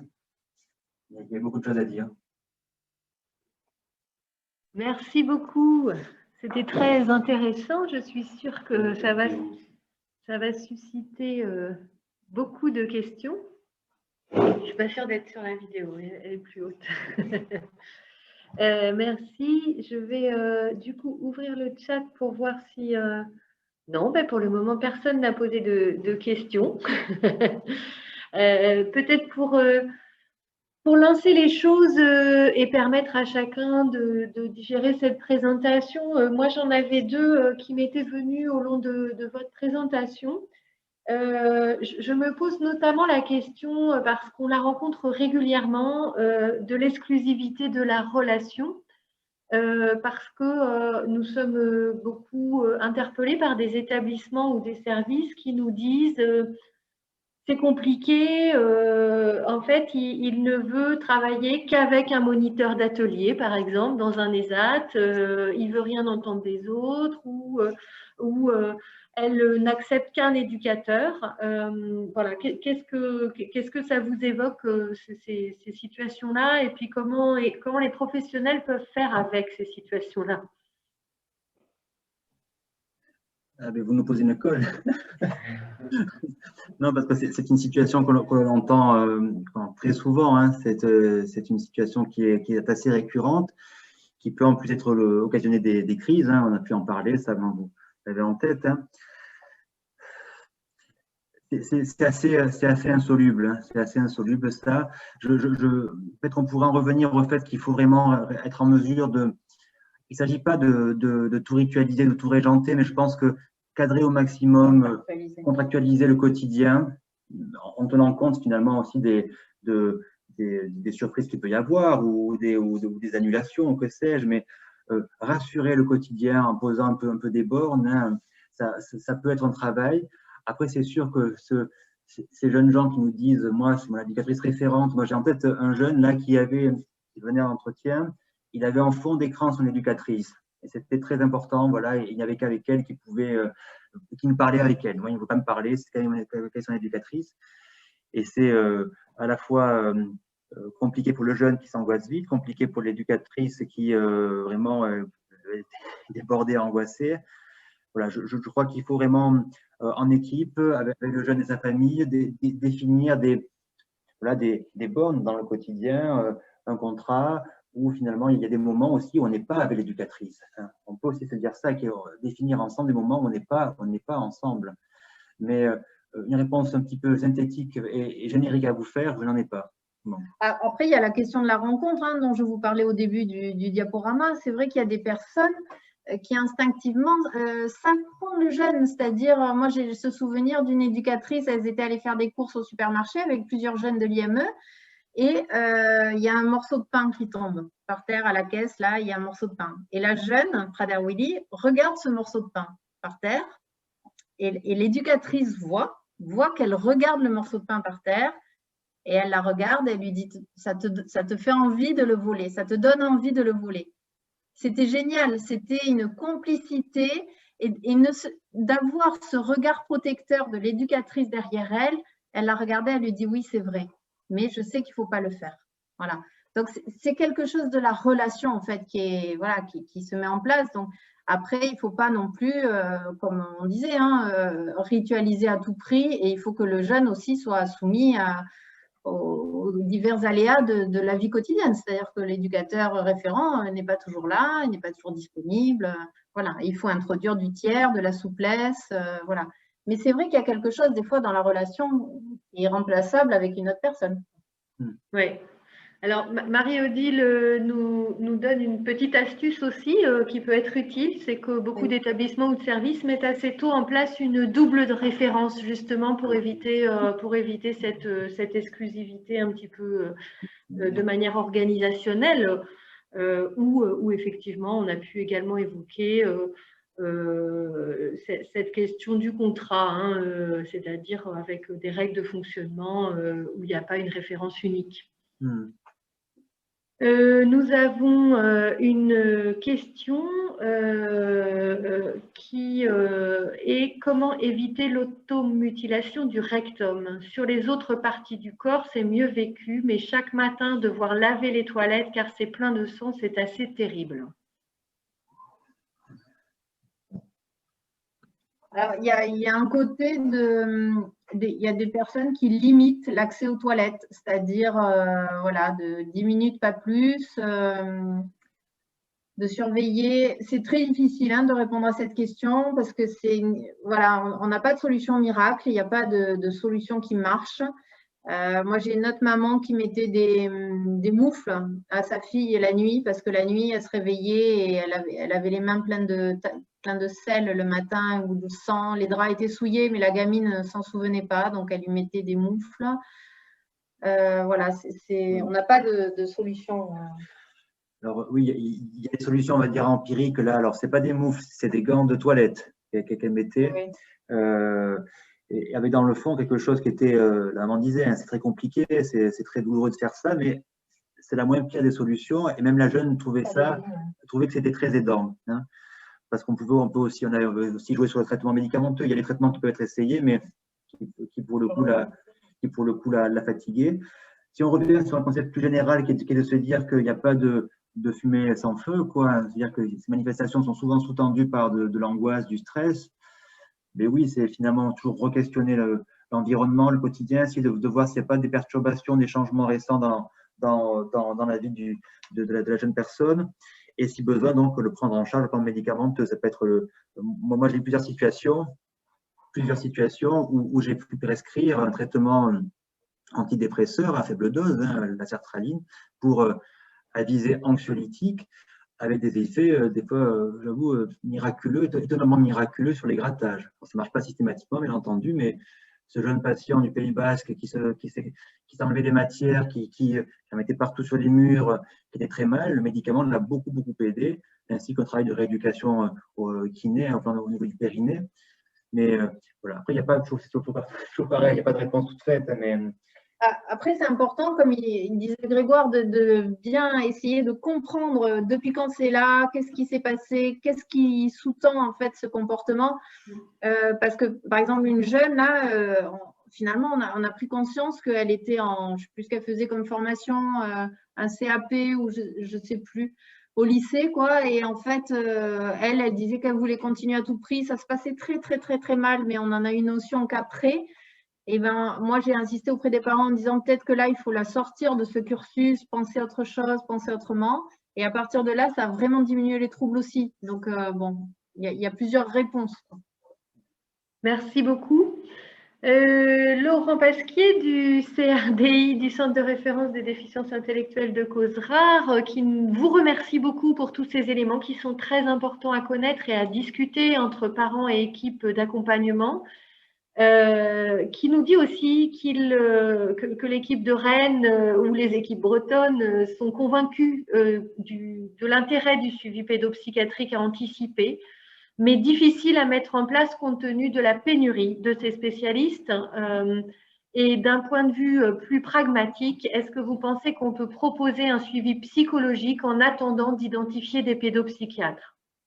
Alors, pour moi, c'est deux choses différentes. Voilà, le suivi psychologique, s'il a besoin d'être mis en place, il faut qu'il le soit. Et ça, ça permet, si vous voulez, un suivi psychothérapeutique et un espace de parole pour ce jeune. Voilà, ça, c'est fondamental. Et s'il y a besoin, oui, bien sûr.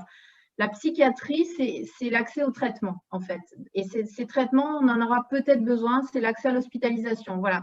Le côté psychiatrique, pour moi, c'est ça. Des psychiatres qui connaissent le syndrome, il n'y en aura pas, vous n'en trouverez pas. Et c'est pas grave. Nous, on est là. Nous, on fait beaucoup de liens à distance.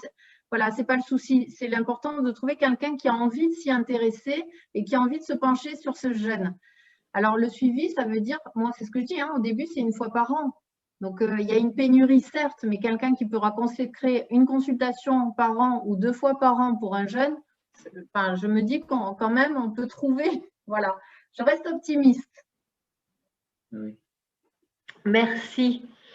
Il y a aussi une personne qui nous dit l'importance pour ces jeunes de se sentir utiles dans la société, qui n'a pas été évoquée ou peu, plutôt sous l'angle peut-être du rapport à la normalité et de ce que ça renvoyait.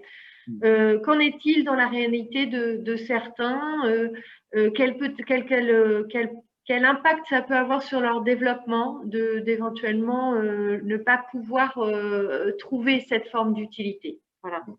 Alors, je pense que, alors on l'a un peu dit au départ, quand Sophie a dit que finalement, il fallait l'idéal, c'est de tendre vers le bonheur du sujet. Alors, ça fait un petit peu comme ça, BA, mais c'est très important. Et donc, quand on parle de la question de se sentir utile, moi, je pense qu'il faut vraiment se questionner sur ce que c'est que se sentir utile. Est-ce que c'est forcément par le travail? Je ne sais pas. Ça, j'en suis pas sûr. Ça, c'est important de se raconter ça aussi. On peut se sentir très utile, comme le sont certains de nos patients, dans une vie associative, en étant, je pense à quelqu'un qui est prof de natation pour des enfants. Ça peut être aussi ça, se sentir utile. Je crois qu'il y a des fois des exigences excessives par rapport au travail et par rapport à cela, et une sorte d'idéalisation du travail. Moi, dans la file active dont on s'occupe, 50 patients environ, c'est pas non plus des morts, mais c'est quand même, c'est pas rien non plus. Il y en a très peu qui travaillent, et ceux qui travaillent en sont très contents. J'ai en tête un monsieur là, du Cantal qui travaille dans les espaces verts, qui en est parfaitement heureux. Mais je crois qu'il faut être heureux, il faut être bien avec ça. Et là, récemment, ce monsieur, quand je l'ai vu la dernière fois, commençait un petit peu, c'était compliqué, hein, il avait physiquement, c'était dur, tenir les coups, c'était difficile. Il se posait la question de savoir s'il allait continuer. Je pense qu'il faut savoir ce qui est possible de faire ou pas pour le sujet, et ce qu'on entend par être heureux et épanoui. Ça, je crois que c'est très important, et c'est là qu'on en vient à la distinction entre où placer le curseur, voilà, où placer le curseur. Un autre exemple que j'ai à l'esprit, c'est une jeune femme du grand sud de la France, là, qui va très bien, hein, qui vient avec sa maman. Mais la mère me dit, mais moi, oui, elle est à la maison, c'est vrai, alors on a les moyens qu'elle soit à la maison, elle s'est pensée comme ça, la famille se relaie, on est très bien, mais tous les jours, elle va aller à l'école maternelle, et c'est elle qui accueille les enfants le matin, voilà, mais ça dure qu'une heure, mais je ne sais même pas si elle est payée, j'espère que oui, mais ces petites choses-là, hein, où il n'y a pas trop d'attente, pas trop d'exigences, mais ça suffisait pour elle à se sentir très bien, heureuse et utile. Hein. Ce n'est pas forcément de produire des choses qui est important. Hein, donc, je pense, j'insiste beaucoup sur ça, sur la question du bien-être en lien avec le travail. On peut être bien dans des projets aussi autres que le travail. Hein. C'est aussi parce que c'est quelque chose qui peut être compliqué, une injonction paradoxale qui peut être faite à des jeunes, hein, qu'on ne peut être bien que par le travail, alors qu'on sait par défaut que certains sont en difficulté au travail. Merci. Marie-Odile Beignet de l'association Prader-Willi qui fait écho ou qui répond plutôt apporte un élément par rapport à la question posée précédemment. Hein. Le cadre empathique peut aussi aider dans une relation violente. Se mettre au niveau de la souffrance ou de la déception en disant « je te comprends, c'est difficile, on va trouver une solution ensemble » peut aider à diminuer la tension. Je pense que c'était en référence à une question posée précédemment. J'ai une question de Brest, de Sylviane Pedonnier, neuropédiatre au CRDI, qui nous dit « Merci beaucoup pour cet échange. Si, après avoir évalué le contexte, l'environnement, une décision de prescription médicamenteuse est prise face à des troubles du comportement, anxiété, est-ce que certains traitements sont à éviter, comme on peut l'observer dans d'autres syndromes, par exemple le syndrome d'Angelman avec certains neuroleptiques ?» La principale molécule à éviter, ce sont les benzodiazépines. C'est tout ce qui est, on va dire, on va vous donner les noms de scène, mais tout ce qui est Valium, Xanax, Lysanxia, Movane, que sais-je. Les benzodiazépines qui sont des molécules qui peuvent avoir un rôle, un effet indésirable dépresseur respiratoire, hein, qui donc n'est pas compatible avec le syndrome Prader-Willi. C'est la seule contre-indication qui n'est pas en soi formelle, je dirais, mais qui c'est pas recommandé. C'est pas recommandé. Après, il faut savoir qu'ils sont très très sensibles à des toutes petites doses. Donc souvent, on met des toutes petites doses en place, même chez des adultes obèses, et qui peuvent être suffisantes. Voilà. Donc il faut faire attention à ça aussi. Commencer toujours par des toutes petites doses. Ça, c'est assez étonnant. Hein. C'est assez étonnant. Enfin, moi, j'ai toujours en tête la sertraline, dans le traitement antidépresseur dont on se sert le plus souvent. Il y a toute une littérature qui dit, une littérature générale, qui dit que ce n'est pas un traitement très efficace en soi, que ce serait un très bon placebo, certains disent ça, mais c'est un traitement à très faible dose et parfois miraculeux dans le syndrome, donc c'est très étonnant. Hein. Donc, ils sont très sensibles des fois à des molécules auxquelles on pourrait habituellement croire que ce n'est pas forcément… Donc oui, alors surtout les benzodiazépines, c'est contre-indiqué. Après, il n'y a pas en soi de contre-indication particulière pour les neuroleptiques, ou c'est vraiment tenir compte du profil des effets indésirables. Il y a des neuroleptiques qui ont plus un profil métabolique que d'autres, donc qui pourront plus faire prendre de poids, je pense au Risperdal notamment. Donc tenir compte de ça, mais il n'y a pas d'effet indésirable en soi, de contre-indication en soi, pardon. Merci beaucoup. Donc, on répond effectivement, cet effet petite dose, on le retrouve dans pas mal de syndromes neurogénétiques. Autre question d'une neuropsychologue qui vous demande si vous avez des informations sur des troubles proprioceptifs, notamment le rapport à la douleur, les sensations internes, la contention urinaire, etc. Alors, en lien avec le syndrome, il y a une atteinte hypothalamique, hein, en fait, donc notamment tout ce qui est rapport à la douleur, ils ont une sensation de douleur ils sentent moins bien la douleur en fait qu'un autre individu. Il y a une difficulté au niveau de la régulation thermique interne, donc ils peuvent avoir une affection sans fièvre. Voilà, donc il y a ces petites choses à faire attention, donc notamment au niveau de la douleur. Pareil, la dernière fois on avait une jeune mais qui est très déficitaire en fait, qui n'a pas de langage et qui avait des troubles du comportement majeur. En fait, elle avait plein de caries dentaires, voilà. Donc, qui a été prise en charge et qui a amélioré les troubles du comportement. Voilà, même quand ils ont le langage, des fois, ils ne sont pas capables de dire qu'ils ont mal. La sensation de soi, etc., qui est très perturbée, oui.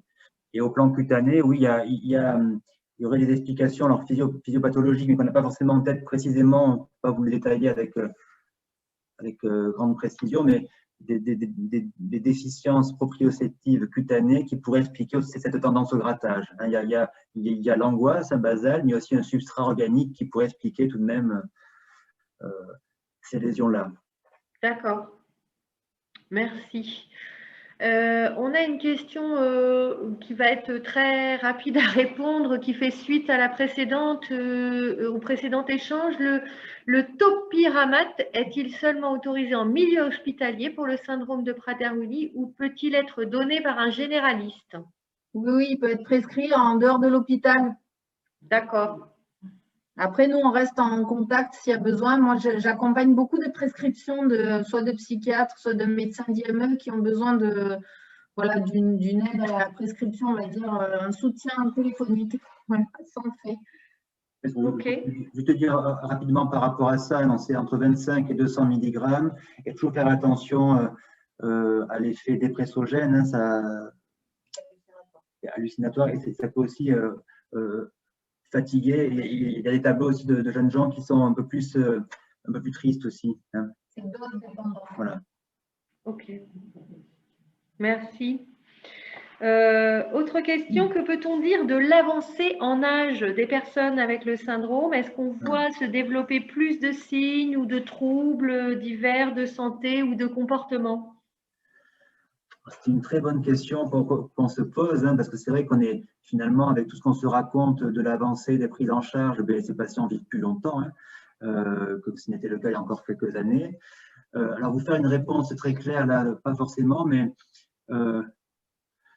moi, j'aurais tendance à dire que les patients de plus de 40 ans que l'on voit, qui ne sont pas très nombreux hein, encore dans notre filière, mais j'aurais tendance à penser que ça s'apaise tout de même un petit peu. Ça s'apaise un peu, même si les traits finalement de personnalité, la rigidité, l'immuabilité, tout ce qu'on se raconte de ces premiers traits de phénotype comportemental sont plus exacerbés. Mais les grands adultes, 40-50 ans, ce n'est pas celles qui nous posent le plus de soucis. Hein. Notamment parce qu'elles sont bien installées souvent aussi dans un rythme de vie bien établi, dans un foyer, etc., où elles sont dans une routine qui leur convient, des activités. Et là où on est plus embêté avec les jeunes gens, quoi, hein, vraiment, ça s'exacerbe beaucoup plus vers 20, 18, 25 ans. Les plus âgés, c'est beaucoup plus paisible. J'ai le sentiment. Alors, c'est vraiment empirique. Hein. Et après, on se pose tout un tas de questions, nous, sur le développement même cérébral, métabolique de ces personnes. Mais là, je suis mal placé pour en parler. Moi, je ne suis que psychiatre. Et c'est un travail aussi à faire qui serait très intéressant, je pense, oui. D'accord. Alors, peut-être en complément, nous, ce que je peux apporter, c'est que par rapport à ce que vous évoquez, finalement, vous dites que ça se passe peut-être mieux parce qu'ils sont bien installés aussi dans leur environnement. Nous revivons des transitions difficiles à l'âge adulte, c'est-à-dire par exemple la fin du travail en ESAT parce que ça devient trop difficile et le changement d'environnement qu'il faut envisager ou de projet de vie réamène une transition compliquée et finalement on peut retrouver aussi des difficultés dans le parcours y compris à un âge avancé, du fait de cette transition hein, qu'il faut accompagner. C'est très intéressant parce que, moi je dois admettre qu'on a une file active vraiment, on va dire, de jeunes. Hein. On n'a pas beaucoup de personnes forcément très âgées et celles que l'on a sont souvent donc, en institution et n'avaient pas travaillé auparavant ou sont encore en famille. Mais on en a très peu. Donc, d'accord, donc tout ce que vous me racontez, je ne le savais pas. C'est intéressant, oui. Très bien, merci. Une autre question. Dans les évaluations que vous menez, est-ce que vous trouvez utile de proposer la Vineland 2? Sans conteste, oui. C'est très intéressant, je pense. Après, nous, dans ce qu'on fait ici, vente de référence, elle n'est pas réalisée. Je pense plus par contrainte de temps. Hein. Elle est réalisée uniquement dans le protocole de recherche pour voir justement les capacités adaptatives de l'enfant, mais en pratique courante, on ne la fait pas, mais après, bien sûr que c'est utile. Une échelle qui est très très utile parce qu'elle est menée avec les familles. Et je pense qu'il y aurait un intérêt à la mener, notamment quand on se rend compte du parcours de transition, pour échanger sur les capacités socio-adaptatives du jeune et sur le projet à mener. Hein, parce que là encore, on parle beaucoup trop, il me semble, de ce test de QI là qu'on va fétichiser. On est omnubilé par ça des fois et par les. Voilà, je crois que ça renvoie une image tout autre hein, des compétences du jeune, ses capacités. Ça peut vraiment guider les choses. Donc moi, je dirais qu'il faudrait l'utiliser, mais nous, à part la recherche, on n'a pas le temps de le faire. D'accord. J'avais une question qui est en rapport avec un constat qu'on a sur… on a mis en place un groupe de parole de jeunes porteurs sur un des départements en Bretagne qui viennent de différentes institutions, jeunes adultes. Et en fait, j'ai écouté avec attention votre diapo votre propos sur la sexualité parce que un des sujets qui est revenu était effectivement le sujet de pouvoir ou non être parent, avoir envie ou non d'être parent, avec beaucoup d'échanges entre eux sur les risques. On va leur passer le syndrome à nos enfants, on ne peut pas avoir des enfants parce que, voilà. Et en réfléchissant avec l'animatrice de ce groupe, on se demandait si on avait, si ça avait déjà été fait par ailleurs, finalement de leur proposer une présentation de la partie génétique de leur syndrome en facile à lire et facile à comprendre, par exemple, pour les outiller aussi dans leurs échanges. Est-ce que vous avez connaissance de ça et voilà, est-ce que ça a déjà été fait? Là, en ce moment, il y a un travail qui est en train de se terminer. Alors, ça n'a rien à voir avec les jeunes adultes et la question de la fertilité, mais c'est une BD qui est en train de se faire en partenariat avec l'association des parents et Mélanie Glattard, la psychologue du service, sur comment parler du syndrome aux camarades de classe. Donc, c'est destiné aux jeunes scolarisés. Mais au début de cette BD, il y a une introduction sur ce que c'est la génétique, justement, et cette petite anomalie génétique. Donc, pourquoi pas? Moi, je l'ai relu et c'est vrai que ça me fait penser à ça, parce que c'est plutôt bien fait, comme c'est pour les jeunes scolarisés. Bon, c'est quand même très bien fait, c'est accessible. Voilà, ça serait un support à envisager. Je ne sais pas, à voir avec Marie-Odile et Françoise ce qu'ils en pensent.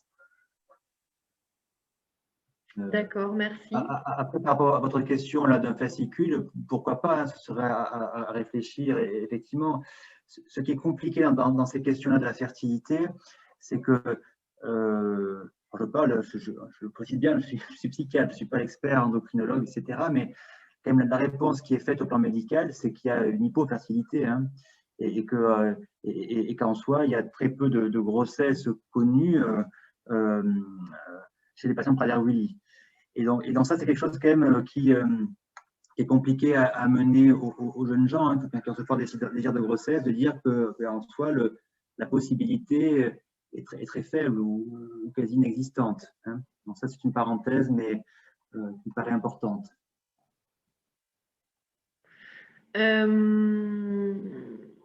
Marie-Odile qui nous dit que sur le site de la filière déficience, il y a une présentation génétique du syndrome assez simple à voir. Non, elle met désolée, c'est plutôt sur notre site, c'est-à-dire sur le site de l'association Prader-Willi peut-être, si je comprends bien. Vous voulez venir à ma place? Il y a le docteur Nivou Adamia qui vient vous poser une question directement. Bonjour, merci beaucoup pour cet exposé très complet et qui renvoie à plein de situations vécues en fonction des différentes familles, des différents enfants.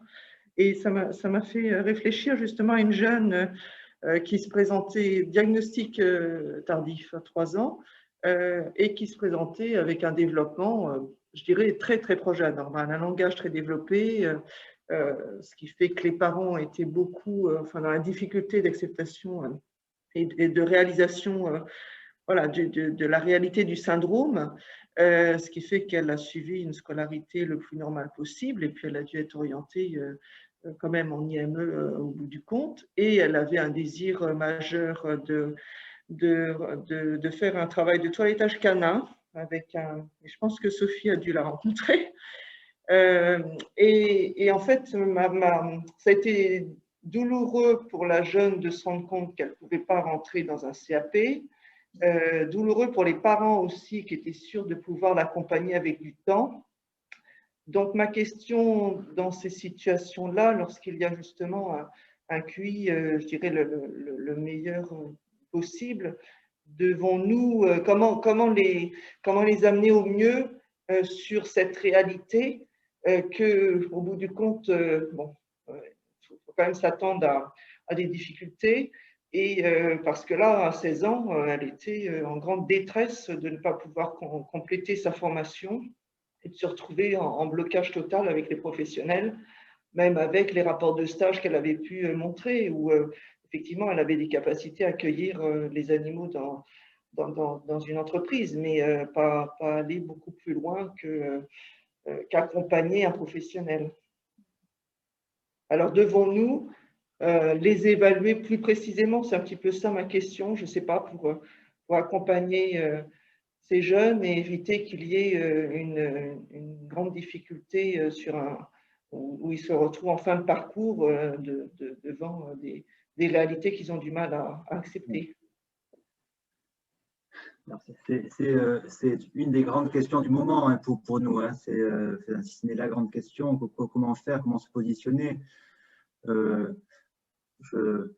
J'ose vous parler de Sigmund Freud, le principe de plaisir contre le principe de réalité. Jusqu'où doit-on soutenir ce principe de plaisir, enfin, le désir du patient? Hein, c'est très compliqué parce que, comme on le disait, des fois, il y a souvent aussi le désir des parents hein, de pousser et d'accompagner. Et je crois qu'il faut aussi dire hein, qu'en fin de compte, il y a souvent des patients qui sont en difficulté quand ils sont en échec, mais des familles aussi qui sont dévastées par cela. Hein. Ça, je crois qu'il faut pouvoir se le raconter. Des familles qui vont vraiment exploser ou se déprimer, être en de grandes difficultés. Alors, comment faire pour en parler? Il faut le plus tôt possible. Oui. Nous, on essaye, maintenant, on a pris le parti depuis plusieurs années d'essayer vraiment de faire passer le message qu'à la fin du collège, il faut aller en milieu protégé. Voilà. Donc, certes, on les accompagne pas à pas et qu'on dit bien, bon, d'accord, le collège, bon, d'accord, on continue après la 4e, ok, mais attention, dans 2 ans, attention. Voilà. C'est très délicat, ça dépend des familles. Alors là encore, récemment, on en a vu plusieurs là, qui persistent au-delà du collège, dans un milieu ordinaire, mais adapté, Ulysse, AVS, tout ça, mais qui commencent à se questionner, à toucher du doigt que les stages, ça ne se passe pas bien, voilà, qu'elle n'est pas tout à fait adaptée pour aller dans un milieu vraiment ordinaire sans accompagnement. Et on essaye maintenant, alors c'est vrai que je m'appuie un peu sur l'association aussi parce que de mettre en lien ces familles, c'est vrai qu'on avait organisé des groupes de parole d'ados avec un côté les parents, un côté les enfants, et ça permettait cet échange et ce partage en fait hein, de difficultés, de renoncement, enfin, vous voyez, de mélange entre l'acceptation et le renoncement. Et je pense qu'ils ont besoin de ça, ces parents. Alors, il y en a qui ne veulent pas entendre parler de l'association, voilà, qu'on accompagne nous sur l'hôpital, mais qui disent non, moi, l'association, je n'ai pas envie. Donc, c'est très délicat parce que c'est aussi par ce biais-là qu'ils peuvent rencontrer d'autres parents dans la même situation. Et voilà, et c'est vrai que c'est une grande question que vous soulevez parce que je ne sais pas trop comment faire, si ce n'est de répéter, faire. Alors, il y en a, ils sont rigolos. Moi, la dernière fois, j'ai une maman qui m'a dit « Oh, c'est pas faute de me l'avoir dit, ça fait 4-5 ans que vous me dites, mais maintenant, ça y est, elle est en IME, je comprends et je ne voulais pas l'entendre. » Et voilà. Ouais. Et pour rebondir sur la remarque qu'il fait sur le chat par rapport à la Vineland, bien sûr, hein, ce serait un outil très, très important pour compléter finalement ses connaissances sur les compétences du sujet. C'est d'autant que j'insiste sur ça, c'est que c'est fait avec souvent les parents et que des fois, on peut même voir que quand on est sur les deux parents, la vision de la situation n'est pas la même entre la mère et le père. On voit que des fois aussi, il y a, là encore, entre ce qui est fait, ce qui est perçu, il y a un monde entre le réel et ce qui peut être aussi un peu fantasmé, idéalisé par les familles, il y a aussi un monde. Alors, ce ne serait pas vraiment les confronter pour les confronter, mais c'est être aidant, je pense, avec une évaluation un peu standardisée, de renvoyer ce qui est possible, ce qui n'est pas, de s'appuyer sur les compétences du jeune, surtout, en premier lieu, oui. C'est un sujet sensible parce qu'il y a plein de situations dont on ne parle pas aussi, mais qui ont pu arriver, de jeunes gens qui arrivent jusqu'au lycée, qui travaillent beaucoup, très soutenus et qui vont tenir, mais un peu sur le fil. Hein. Et quand on renvoie ça, c'est très compliqué avec les familles. On a eu des situations où les familles… On a perdu l'alliance avec la famille en nous renvoyant qu'on n'était pas là pour parler de ça. Hein. On est là pour parler du médical, mais pas de le reste, ça les regarde. Oui, oui, tout à fait. Alors, en tout cas, moi, ce que je peux dire, c'est que je prends conscience côté adulte de cette question-là. Quand je vois comment je joue aux pompiers, les situations où il faut gérer comme ça, quand je dis je, il n'y a pas que moi, loin de là, c'est les familles qui sont en première ligne, c'est les institutions, mais comment on est interpellé par cette question-là, finalement, de jeunes gens qui explosent en fin de compte et qui n'ont pas toujours pas chaussures à leurs pieds, qu'il faut réorienter, qui sont très mal, etc. Je me dis vraiment que c'est un enjeu fondamental dans ce syndrome-là, dans l'accompagnement de ces jeunes gens-là, d'en parler au plus tôt possible. Merci. Merci. Alors, il y a encore une autre question. Des remerciements pour votre présentation et la question, donc vous avez pointé l'importance de l'environnement et des interactions au sein de la famille. Quand les relations sont vraiment conflictuelles avec l'évocation de risques suicidaires, un séjour de répit est souvent vécu comme une bouffée d'oxygène. Mais dans ce cas, comment préparer le retour ? Peut-être dire que quand on parle des SSR, on parle de Paul Dauter à Ramonville, on parle d'Andaï pour les adultes, peut-être se dire aussi que ça peut être anticipé même dans les phases où ça va bien. Je pense qu'il faut que les familles, les patients puissent se rendre dans ces centres aussi quand ça va bien. Que ce ne soit pas simplement associé à des phases de mal-être, d'explosion, où tout va se jouer dans l'urgence et on va se questionner sur comment se passera le retour. Je crois que lorsque les structures sont déjà connues, lorsqu'on est déjà tranquille quand il faut s'y rendre, qu'on connaît les interlocuteurs, cette question-là de l'aller, du retour, du dedans, du dehors peut être travaillée plus facilement que dans l'urgence. Alors bien sûr, là, je suppose que la question qui nous est posée, c'est celle dans le cadre de l'urgence.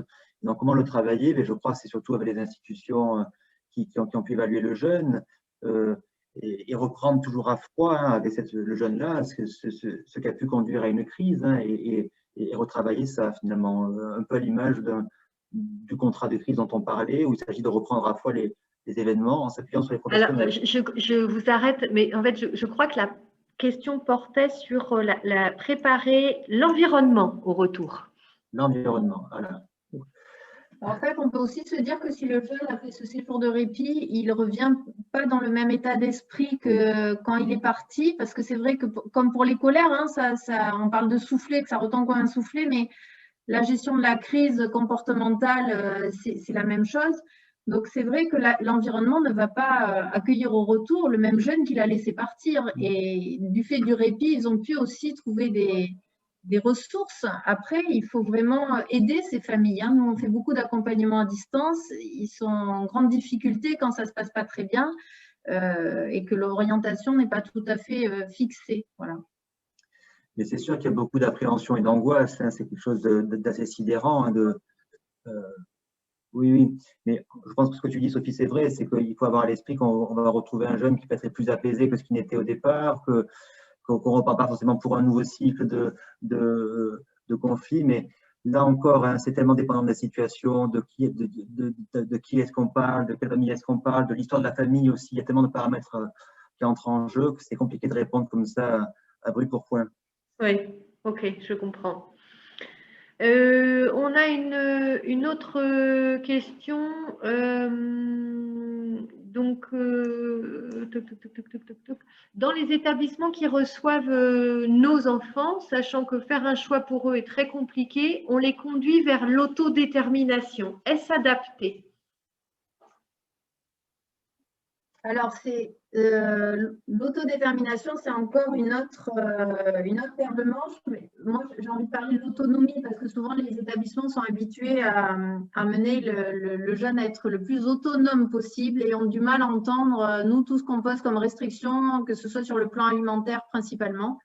Et donc, cette autodétermination, finalement, je crois qu'il faut prendre en compte cette autonomie alimentaire qui, pour l'instant, n'est pas possible. Donc, c'est-à-dire qu'on voit des jeunes qui nous disent « moi je veux travailler en cuisine », si on le laisse faire, on est malveillant. Enfin, voilà, on va aller au clash. Donc, voilà, c'est à prendre avec des pincettes. Alors, en fait, le syndrome est à part dans les déficiences intellectuelles. Voilà, il faut faire attention. Il y a des particularités, c'est ce dont on a parlé là tout à l'heure et il faut les prendre en compte, il faut les prendre en considération. Ok, merci. Eh ben, je crois que nous avons à peu près épuisé les questions. Les autres, il y avait une question qui est juste dans notre chat sur le déni. Ah oui, pardon, voilà. Je l'avais raté. Très bien. Merci de votre vigilance. Vous faites le déni du déni. Le déni du déni. Non, parce que j'insiste sur ça parce que c'est quand même une question qui est très complexe et qui n'est pas simple à aborder là encore. Hein. Mais je pense que oui, on peut parler des fois d'un déni. Et le déni, il faut bien avoir à l'esprit que si on se base sur la définition, c'est pas quelque chose d'actif, hein, ça se fait malgré soi. C'est pas choisi. Hein, ça veut dire que les familles qui peut-être ne sont pas en mesure de voir les difficultés de leur enfant, c'est pas forcément un choix qu'elles font. Hein, c'est que vraiment, je pense que très sincèrement, elles s'imaginent que leur enfant est capable.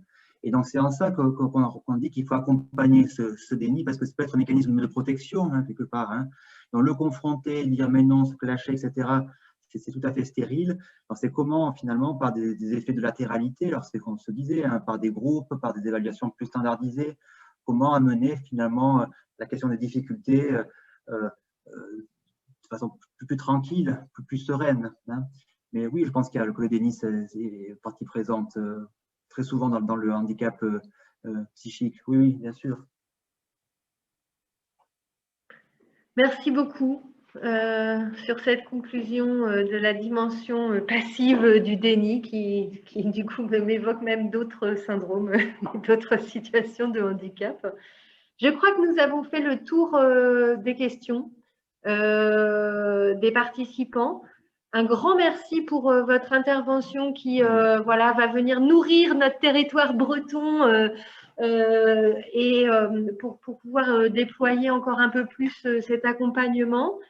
Nous allons donc, cette fois-ci pour l'ensemble des participants, le temps de faire un petit montage, proposer ce webinaire en replay sur notre site. Nous vous en informerons. Et si vous nous donnez votre accord, on y mettra également le PowerPoint en téléchargement. Est-ce que… Oui, bien sûr. Okay. Juste une remarque, une dernière, peut-être vous remercier de l'invitation aussi. Oui, hein. Merci de l'invitation. Et c'est vrai que c'est un concept, celui de communauté de pratique, qui nous intéresse beaucoup. Donc, on était très contents de voir comment ça fonctionnait. Je crois qu'on a beaucoup à apprendre les uns des autres. Bien évidemment, nous, là, aujourd'hui, on pontifie un petit peu, mais vraiment, l'avis des familles, des partenaires est indispensable aussi pour qu'on puisse acheminer tous ensemble au mieux. Et donc, si jamais il y a d'autres événements que vous organisez, n'hésitez pas à nous inviter. Si on a le temps, on se connectera. Voilà. D'accord, très bien.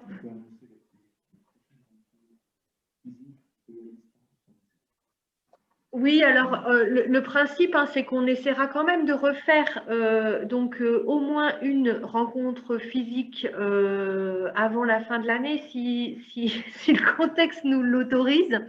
Parce que ces rencontres en présentiel, elles nous permettent d'analyser les situations selon une méthode auxquelles les professionnels sont confrontés, selon une méthode qui nous aide beaucoup à progresser et qui est difficile à mettre en œuvre par le distanciel. Et donc voilà, on essaiera de se la caler et si on n'y arrive pas, On essaiera de proposer un autre moment d'échange pour pas rester trop éloignés les uns des autres en distanciel. Voilà. En tout cas, merci beaucoup. Merci, vous aussi. C'était très intéressant.